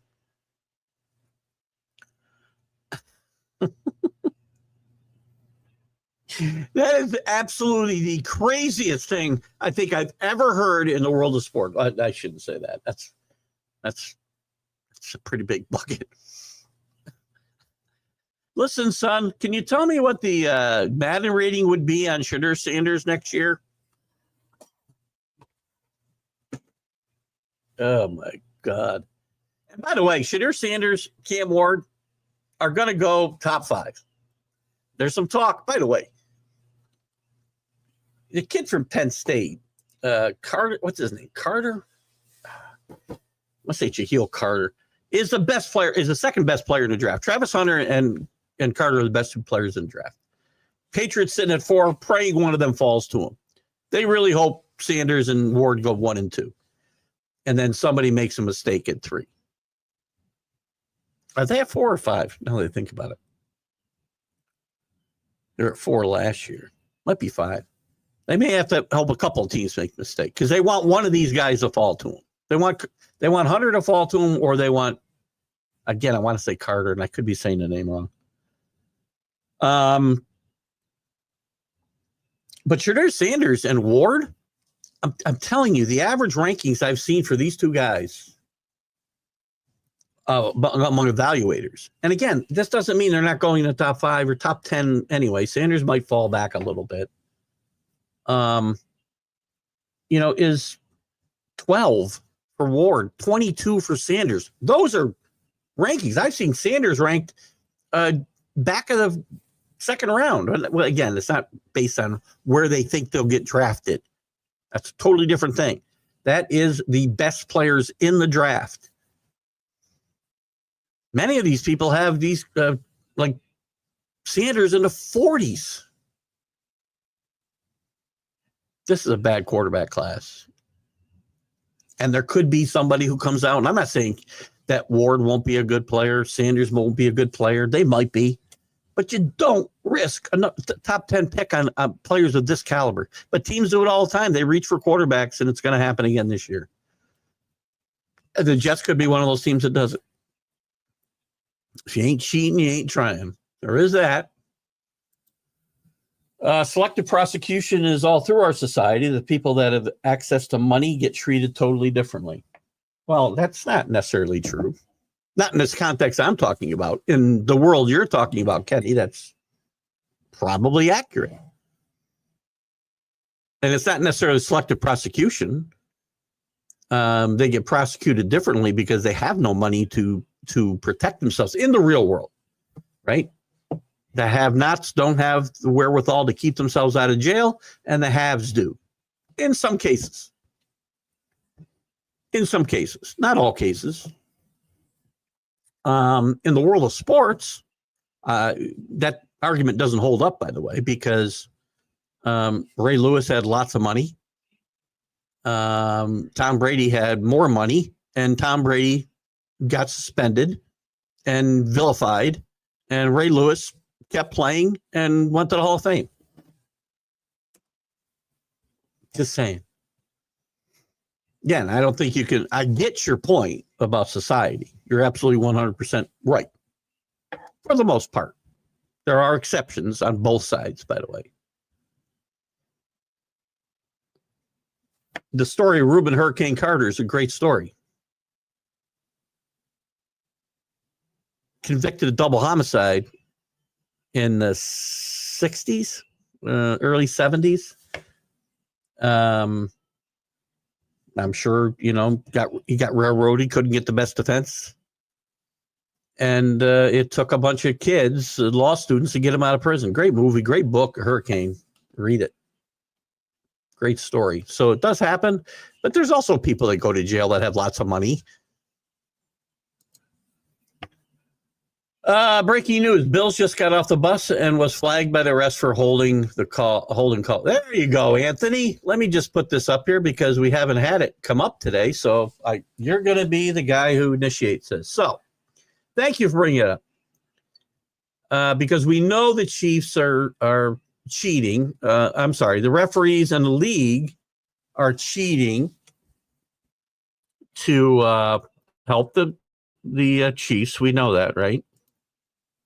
Oops, that's not what I want. So let me get this up here just for all you Chiefs haters. And I'm not a Chiefs fan. We know that, right? I hope we know that, because if you don't, you're not paying attention. Damn it. Still can't bring it up. You guys are lucky I cannot bring it up.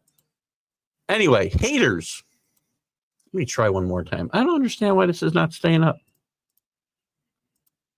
I wonder if it's because of where I opened it or something. I can't seem to open that screen. I can't seem to share the screen. I have haters.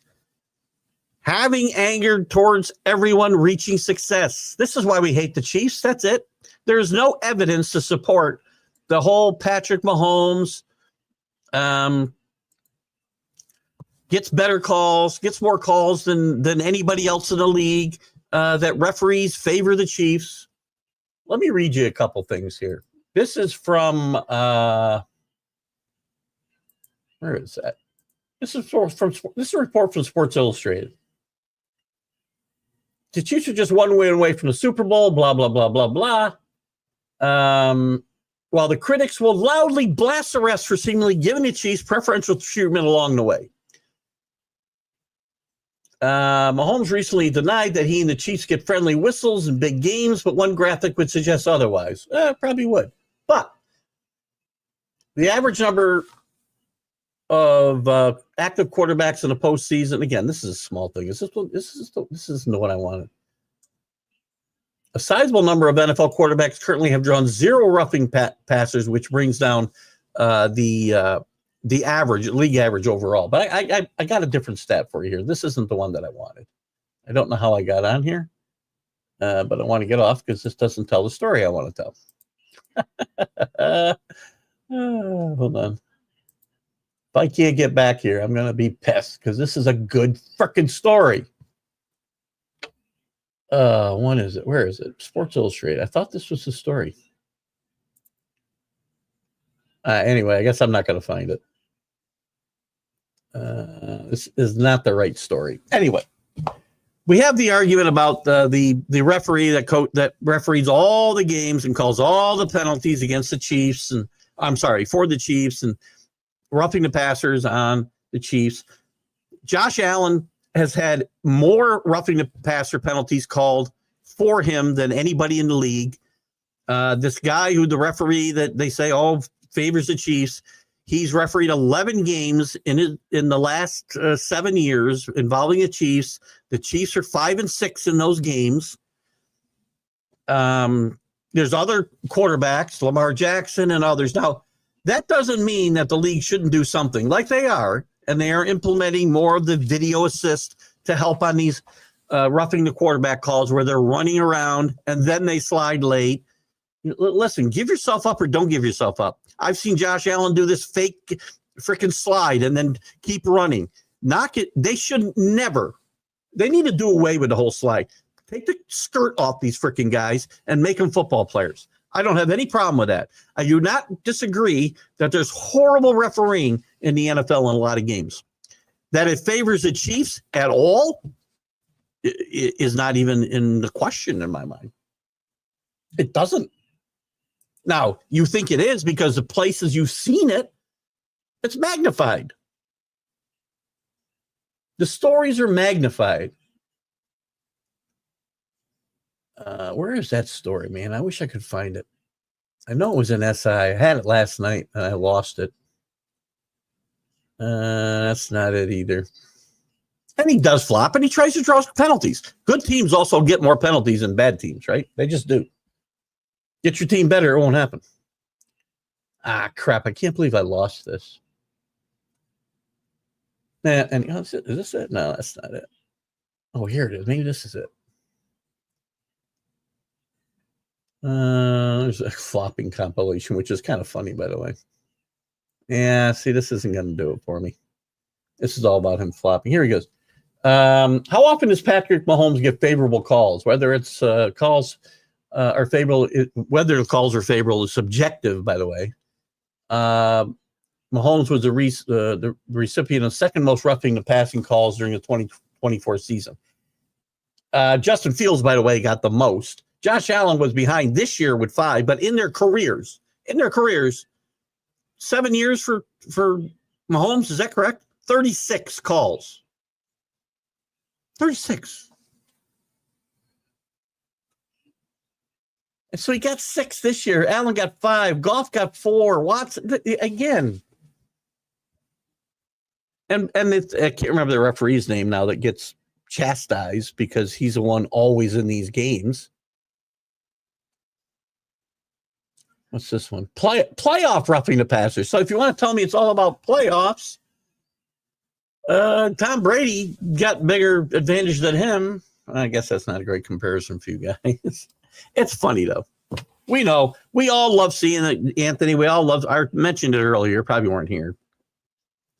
I defend the Chiefs because of all the bullshit that went down over the Patriots over the years, right? The pictures of the referee. That's hilarious. It's very funny. It's all original material, too. That's what's great about it. It's all brand new.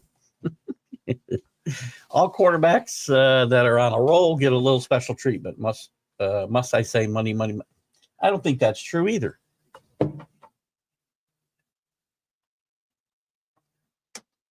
Again, to your argument, I guess, Kenny, the better teams have better paid players as a rule, more often than not. But I would say success gives you special treatment, not the money. When you're a winning team and a successful franchise, you get calls. It's always worked that way. You don't think Pittsburgh in the 70s got a lot of special treatment? Go back and watch a championship game on Mike Renfro, the play that probably brought instant replay into the NFL. catches a touchdown pass that is obviously a touchdown pass, and it doesn't get called. Again, I can cite a bunch. When you're good, you get the calls. Pretty simple. Not hard. John, I'm starting to get a lot of comments now. How far behind am I? I've caught up for a long time. How far am I falling behind? Where's John? What time was this comment? 9:41. Wow, I'm falling 20 minutes behind. Talking too much. Some guys are really good coordinators, but are just atrocious as head coaches. Agreed. Probably, again, because of the sheer number of hires, right, John? I would say that it's well below 50% of these guys succeed, especially the first time. Many of them succeed the second time because they run into a better situation. They get a big quarterback. Bill Belichick is a great example. Pete Carroll's another example who did much better the second time around, and even better the third time around. I mean, Andy Reid did well out of the gate. I'm trying to think of some other guys that were successful the second time around. And I know there's more that are not coming to me. Marv Levy is another guy. He failed his first time in Kansas City. Not Shula. I know there's other guys. They'll come to me. But you're right. As a rule, that's why you see coaches recycle. Head coaches recycle, but then people bitch about that. Right?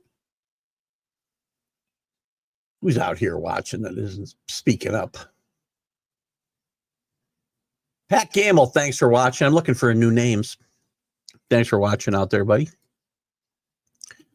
What did you say? Robert Saleh is a really good defensive coordinator. Absolutely, he was. Todd Bowles is a great defensive coordinator. Todd Bowles has done okay in Tampa Bay his second time around. So I guess I can add him to that list. He hasn't won a Super Bowl or anything, but he's done better the second time around. And you can say maybe a better talent. They learn. Some guys just get better. But I would say probably at least 50% of them don't even do well a second time around.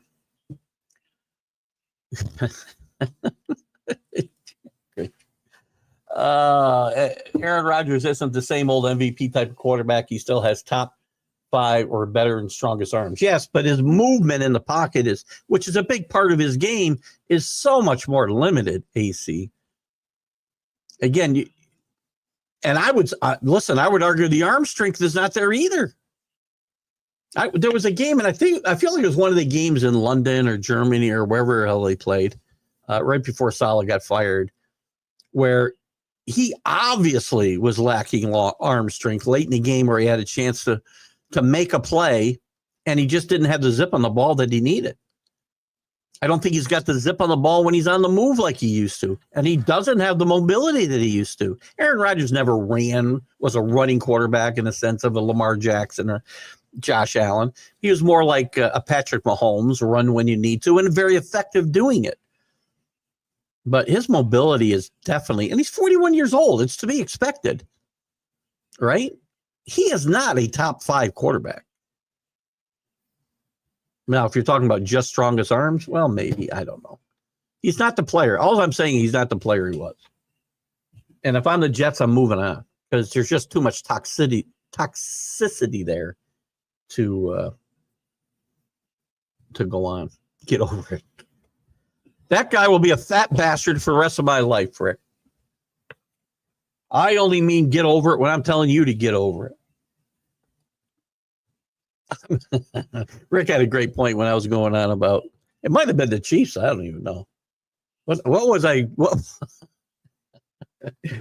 What did I say? Get over it to you about when you had that great comeback, and he said, "Get over it," just like you have been gotten over that fat bastard remark from 30 years ago.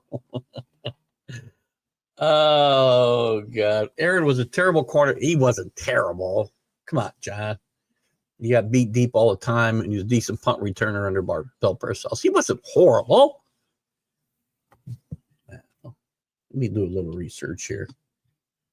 It's harder for me to do research and just look at numbers. Again, John. I'll give you this. You were closer to that situation than I was when he played I believe for part of the time he played, we still had our Patriots season tickets, so I would have seen him play twice a year. And John, by the way, remind me, I know you work in this stadium for both teams. I'm guessing you're a bigger Jet fan than a Giant fan. I'm not sure. Again, I always get confused when teams are or people are have two favorite teams. Todd Slocum, if you're out there this morning, all New York teams can't be your favorite team, or maybe they can. Let's see. I don't really know. How can I look at these stats to refute John at all? He was an All-Pro in 1994. He made a Pro Bowl 3 times. He was an All-Pro once. Defensive Rookie of the Year, he was 6th. He passes defense here. Yeah, it's hard. It's hard to decipher these on the run. I'm going to take your word for it, John, rather than try to make an argument here. I'll take your word. He wasn't as good as I remember him being. I believe it a mushroom-eating, cave-dwelling loser. You believe? Do I believe? And what? What did I say? I didn't say. Well, I didn't say I believe Aaron Rodgers at all. I don't think he'll be a Jet. That's all I said. Best coach hired so far, Mike Vrabel. You will get no argument from this corner, John, for obvious reasons. All the Patriot fans who think he's not a good hire, I don't know what you're thinking about, guys. Forget about the last year in Tennessee and think about the first year, especially when he took a team that was 5-27 the 2 years before and went to the AFC Championship game with no quarterback. Commanders overachieving, which is always fun to watch. I'm only telling you, I'm no big Eagles fan. I have a bigger rooting interest in the Chiefs just because of all the haters out there. And I like to root against the haters. I wish I could get this out. I can't. I understand why this will not come. Maybe if I don't. I'm going to try one more time. Share the screen. Ah, ha, ha. How you like me now? There we go. I was doing something wrong. User error. Haters having anger towards everyone reaching success. That has nothing to do with the Commanders, by the way. I just happened to leave Drew's comment up there. No, they're a fun story. It's great. If I wasn't watching this game with money on it, I'd probably root for the Redskins.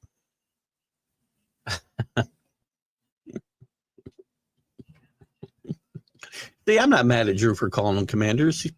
People are probably madder at me for calling them Redskins. I don't care. The NFC has been weak all season, and Washington runs proves it. I don't know about that. I don't know that Rick would argue with that.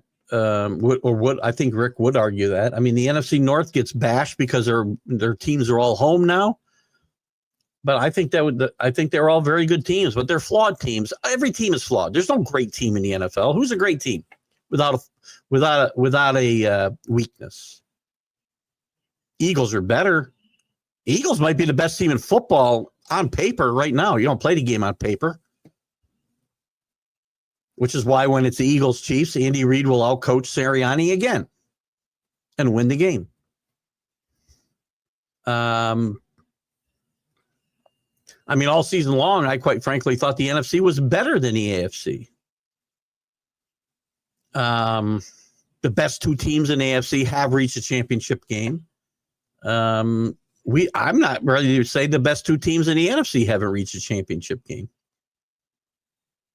And if they have, then that does maybe back up your argument as well, Kenny, that the NFC wasn't that good. I don't know. Well, it's subjective. I love Pete Carroll, Hall of Fame coach, but I think he's in the wrong. I think he's a horrible situation, by the way. A wrong situation with the Raiders. He has to deal with Bo Nix, Justin Herbert, Pat Mahomes, and the Raiders have no quarterback to compete with those guys. Agreed 100%. I said it on the Big Football Show this morning. I said it last week, I think, on this show. I think Pete Carroll at 74 is like, anybody else at 50. basically. I think he brings like a culture change. He brings an energy to any organization, an energy that stays the same. That's his big strength, is the energy stays the same, win or lose. It's a very even-keeled organization when Pete Carroll's involved. That's just been the case. Even when he was a younger coach with the Patriots. He was still learning. With the Seahawks, we saw it. I think he still had a lot to offer. This was the worst possible situation. This are the Saints. And this situation is probably worse because there is no quarterback. This isn't a team. I think he would have helped the Bears tremendously. Not saying they made a mistake in hiring Ben Johnson necessarily. I think he could have helped the Cowboys. Just bringing that different energy into the locker room, I think would have made a big difference. Good point. Great point, John. I like Philly and Kansas City today, as does your host. Washington has played well lately, but the Eagles are better at every position than the Commanders. Agreed 100%. Maybe I'd argue at quarterback, but I have an experienced quarterback. To me, at best, it's probably, I'm not saying Daniels is head and shoulders better than Hurts, or Hurts is better, head and shoulders ahead of Daniels. The Eagles are by far the best defense that the Redskins have faced in this postseason run. And if Nick Sirianni doesn't get in the way, this team should win this game. I do think it'll be close for a while, and the Eagles will pull away, win by 8 or 10 points late. And Kansas City just finds ways to win. That's simple. Oh, where are we? 10-17 already. We started slow. We got really on a roll. Maybe one season or two early for Washington's success. They're way ahead, Michael, for sure. They're at least a season ahead of where I think most people thought they could be. They thought it would take, Daniels would not adjust quite as quickly. Only time will tell if they're building. Here's the thing. They can't be happy with where they are. And they are ahead. So the season's been a success. Jack Hirsch, I'll give him credit for this, and he's right.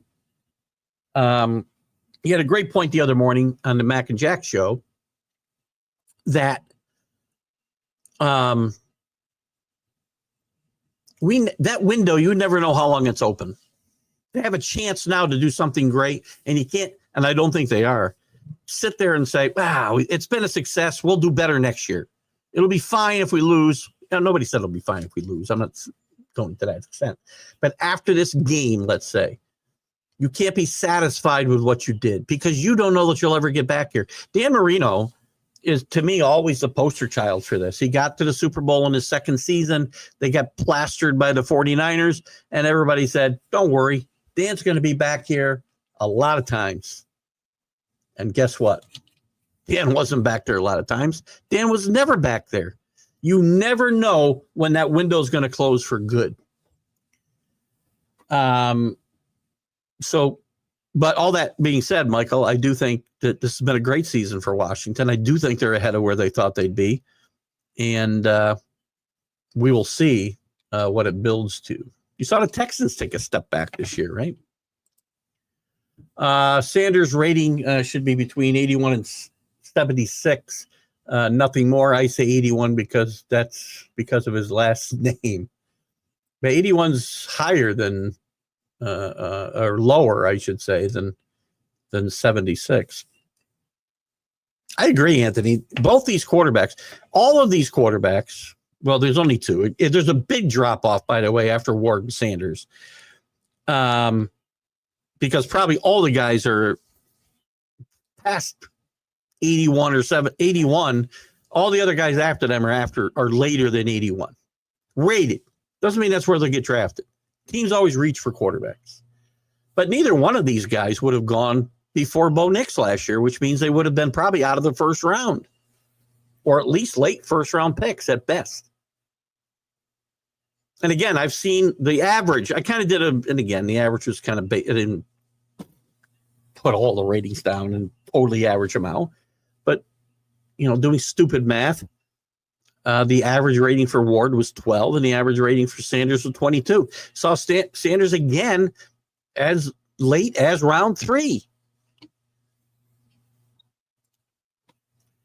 KC and are the champions until they're defeated. Something I always say, John. You're the champions until you're not. And you hear this every year come playoff time. Oh, the Ravens, it's Lamar's year. Oh, it's 100% true. Justin Allen's time. They forget whom is the best quarterback in football and the best head coach in football. 100%. I don't know if we're here, John. I said they know how to win football games. The defense is really good as well. Well, I won't say really good. They don't get ranked as highly as some other defenses, but they know how to bend and don't break. They'll keep this team in the game. They've got the best head coach, the best quarterback, and the best defensive coordinator in the game today. That alone, to me, is enough. My money's on Kansas City today. And I think that means something. So, like I got, it's being, let's see, I want to make sure I get through all these. I don't want to go long, but we might have to. With it being a bad class, does Darnold's stock rise? Probably. He'll still I think he'll get an offer from a desperate team. But unfortunately, what you saw out of Josh Darnold in the playoffs, the last part of the regular season, is going to be closer to the Darnold than you got. Once you take him out of the system to fit him perfectly and a head coach who knew how to get the best out of him, unless you replicate, never mind, replicate. There you go, Drew. Pick on that one. Replicate. Thank you. That exact circumstance, then he's going to not be as good as he was this year. Maybe he'll still be good. These quarterbacks coming out aren't blue chip quality, 100%. I wouldn't draft them in the first round. I agree 100%. This is a bad draft. Wait till next. There's a good draft for two guys that I mentioned earlier. Carter, the edge rusher. I think it's Carter. And if I'm saying it, if I got the wrong name, I apologize because I didn't pull it up. And Travis Hunter. And I would love to see one of them fall to the Patriots. And Arch Manning will probably be in this draft next year. We don't know, though. I mean, with the money getting thrown around in college, he may decide to stay for his senior year, or they may pay him $10 million to stay. Not too badly this time, though. Thank you, Linda. Good morning to you. It's a topic that's always going to fire me up. Professional sports aren't fixed. They aren't. There wouldn't be the money bet on it that's bet if it was fixed. Nobody would bet on this. Nobody. You don't see the billions of dollars bet on professional wrestling. There's probably stupid asses who do bet on it. But yeah, my opinion will never change here. Listen, that's a great call from a guy in the UK referring to a Jim Mora clip from 30 years ago. Danny Fuller, good morning. Late riser today, 7:30 out there in the West Coast. Hope you're doing well. I know the fires is kicked up again a little as of Friday. Hope you're doing okay. And all of your friends and family as well. How about the rumor Yeah. There are rumors. See, again, I don't think teams. It's hard to tank. You can tank by putting good players on the field. If you're going to put CeeDee Lamb and Dak Prescott and Micah Parsons on the field and surround them with some other decent players, they're going to pick high in the draft. There's a lot of talk about GD, the running back, getting to the Cowboys in the draft, which would be huge, I think, for them. It's going to be very hard for them to lose enough games to be in position for Arch Manning because players aren't going to throw games. Organizations can want to tank. Players are never going to try to lose. Never. But there is a lot of talk about them trying to position themselves for Arch Manning. Cases and the Carrot, very impressive. And how the NHL beat on the ice. Starting, I'm not sure. I'm having trouble deciphering that part. I liked Herm Edwards when he had his stint with the Jets. Again, listen, steady head coach. He'll never get another job, by the way, after how badly he left that Arizona State program in disarray, even though they made it to the college football playoffs this year in the semifinals, and not the semifinals, but the quarterfinals, and played well. That he left that team in disastrous situation and left in disgrace, and I don't think he'll get another chance. Plus, he didn't really. I mean, he won, but he didn't win big. But we do play to win the games. Rodgers was more concerned about his stats than his team's success. No, I'll buy that.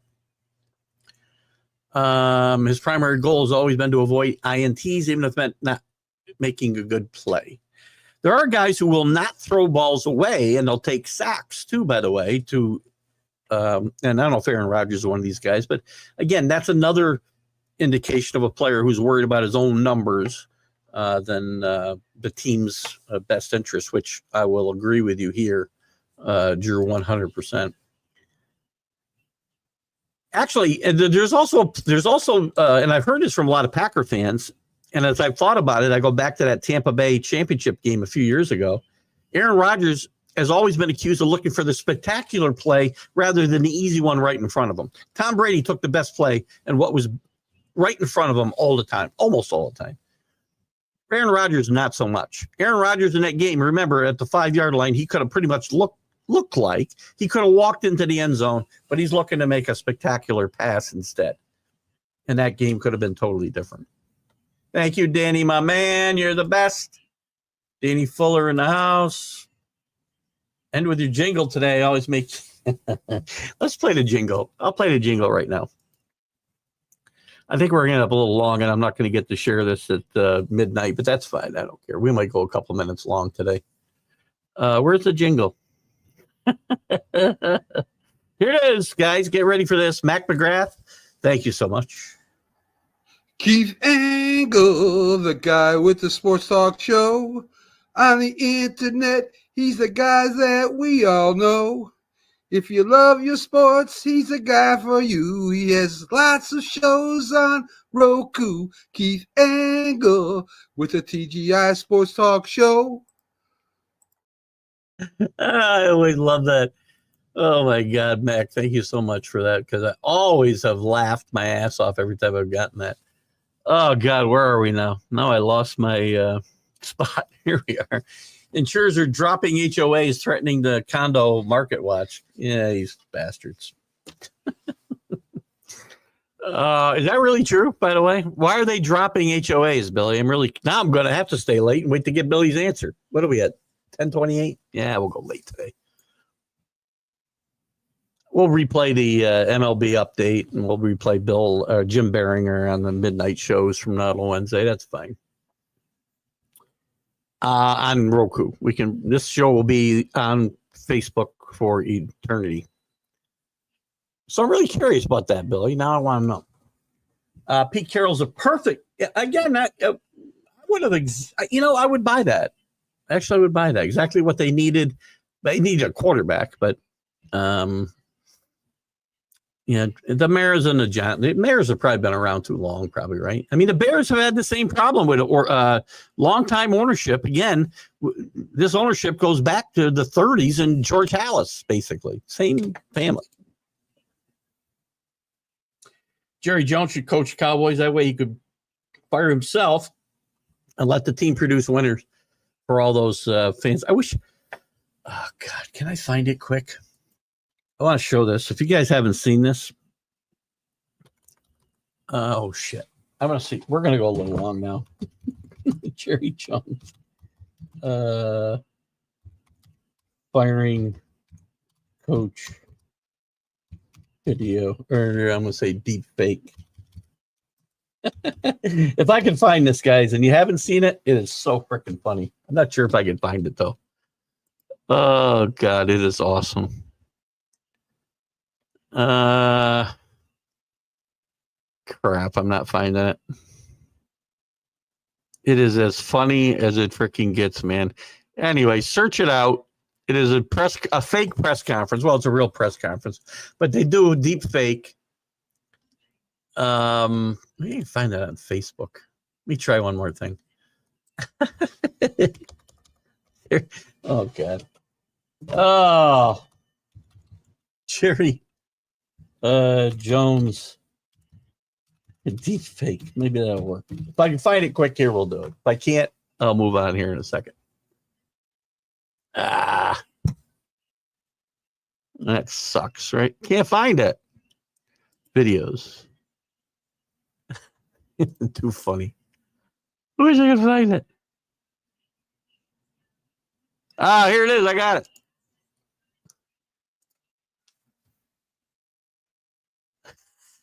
Hang on. Oh my God. I got to get back to the beginning of this, though. Hold on. Oh my God. I got to see if I can do this. Bear with me, guys. This is too funny. I know it's taking a little bit to get it, but it is way too funny if I could find it. If you've seen it, you'll laugh again. If you haven't, then, I'm sorry, but here we go. Ready? I love this. Mike McCarthy, because he looks like a fucking pork chop. And I hate that big ass play call sheet he holds during games. We all know it's a Perkins menu. I'm not even sure we need a coach. Hell, maybe we already have a coach in mind. Maybe he's sitting right in front of you, half drunk on Johnny Walker Blue with only an egg McMuffin in his belly and a pocket full of Dinger pills. Maybe he's 82 fucking years old and needs his ass wiped from time to time, depending on how much Salisbury steak he's ate. Look, I'm going to do things my way, and my way is fucking terrible. But if you don't like it, then tough titty, said the kitty, but the milk kept coming. Listen, I'm never going to die, motherfuckers.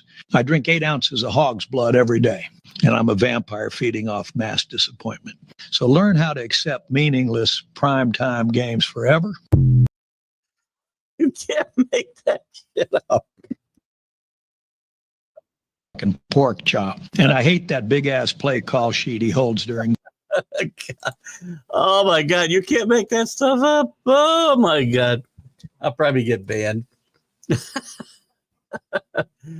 I did pick the Giants to win 9 games and make the playoffs. Yes, I picked them to be 9-8 and win the playoffs. I wasn't that far off their wins, only 5.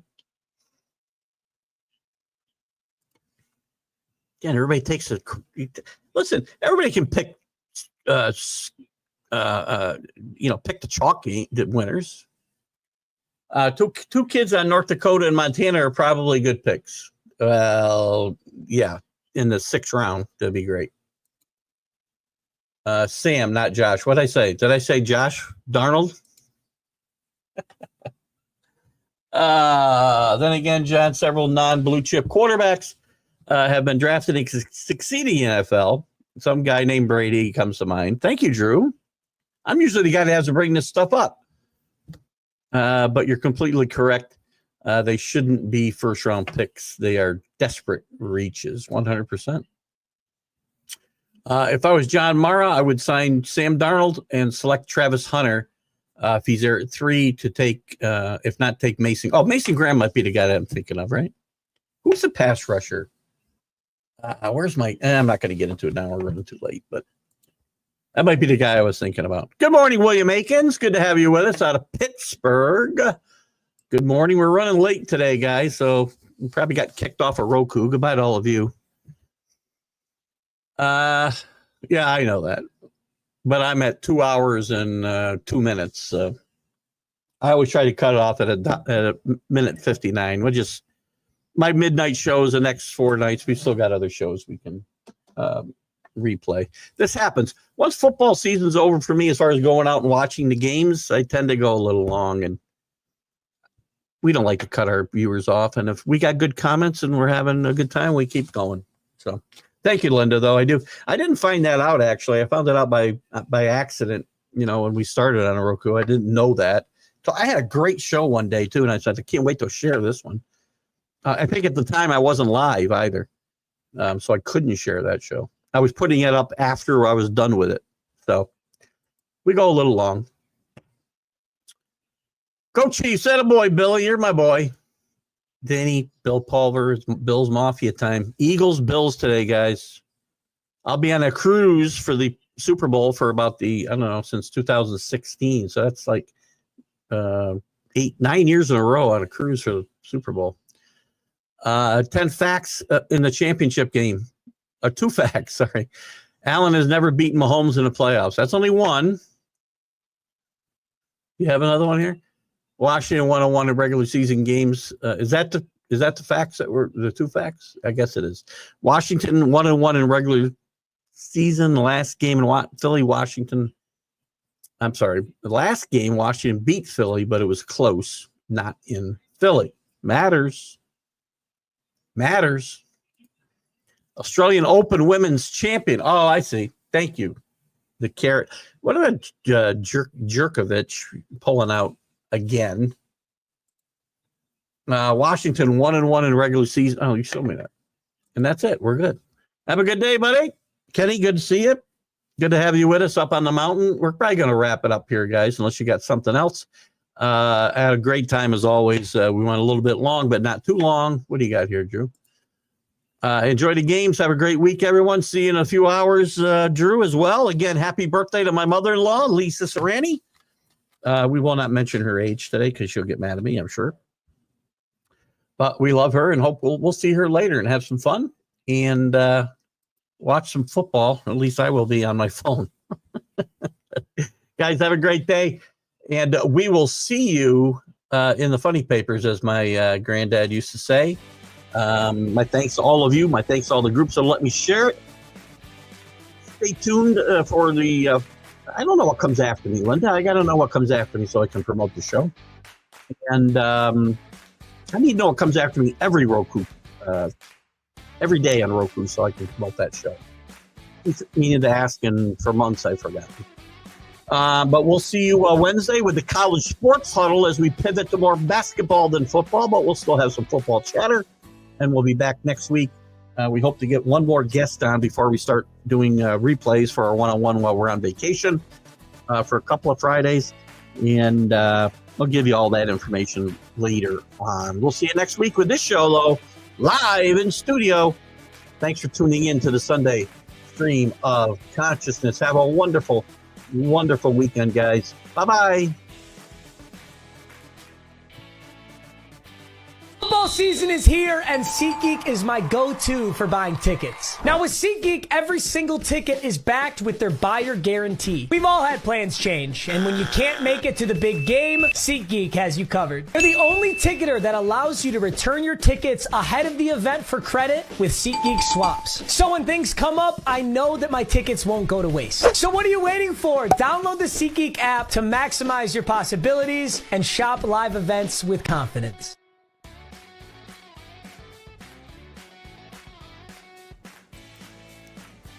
You're listening to Keith Engle, the host of TGI Sports Talk on the National Streaming Sports Roku channel.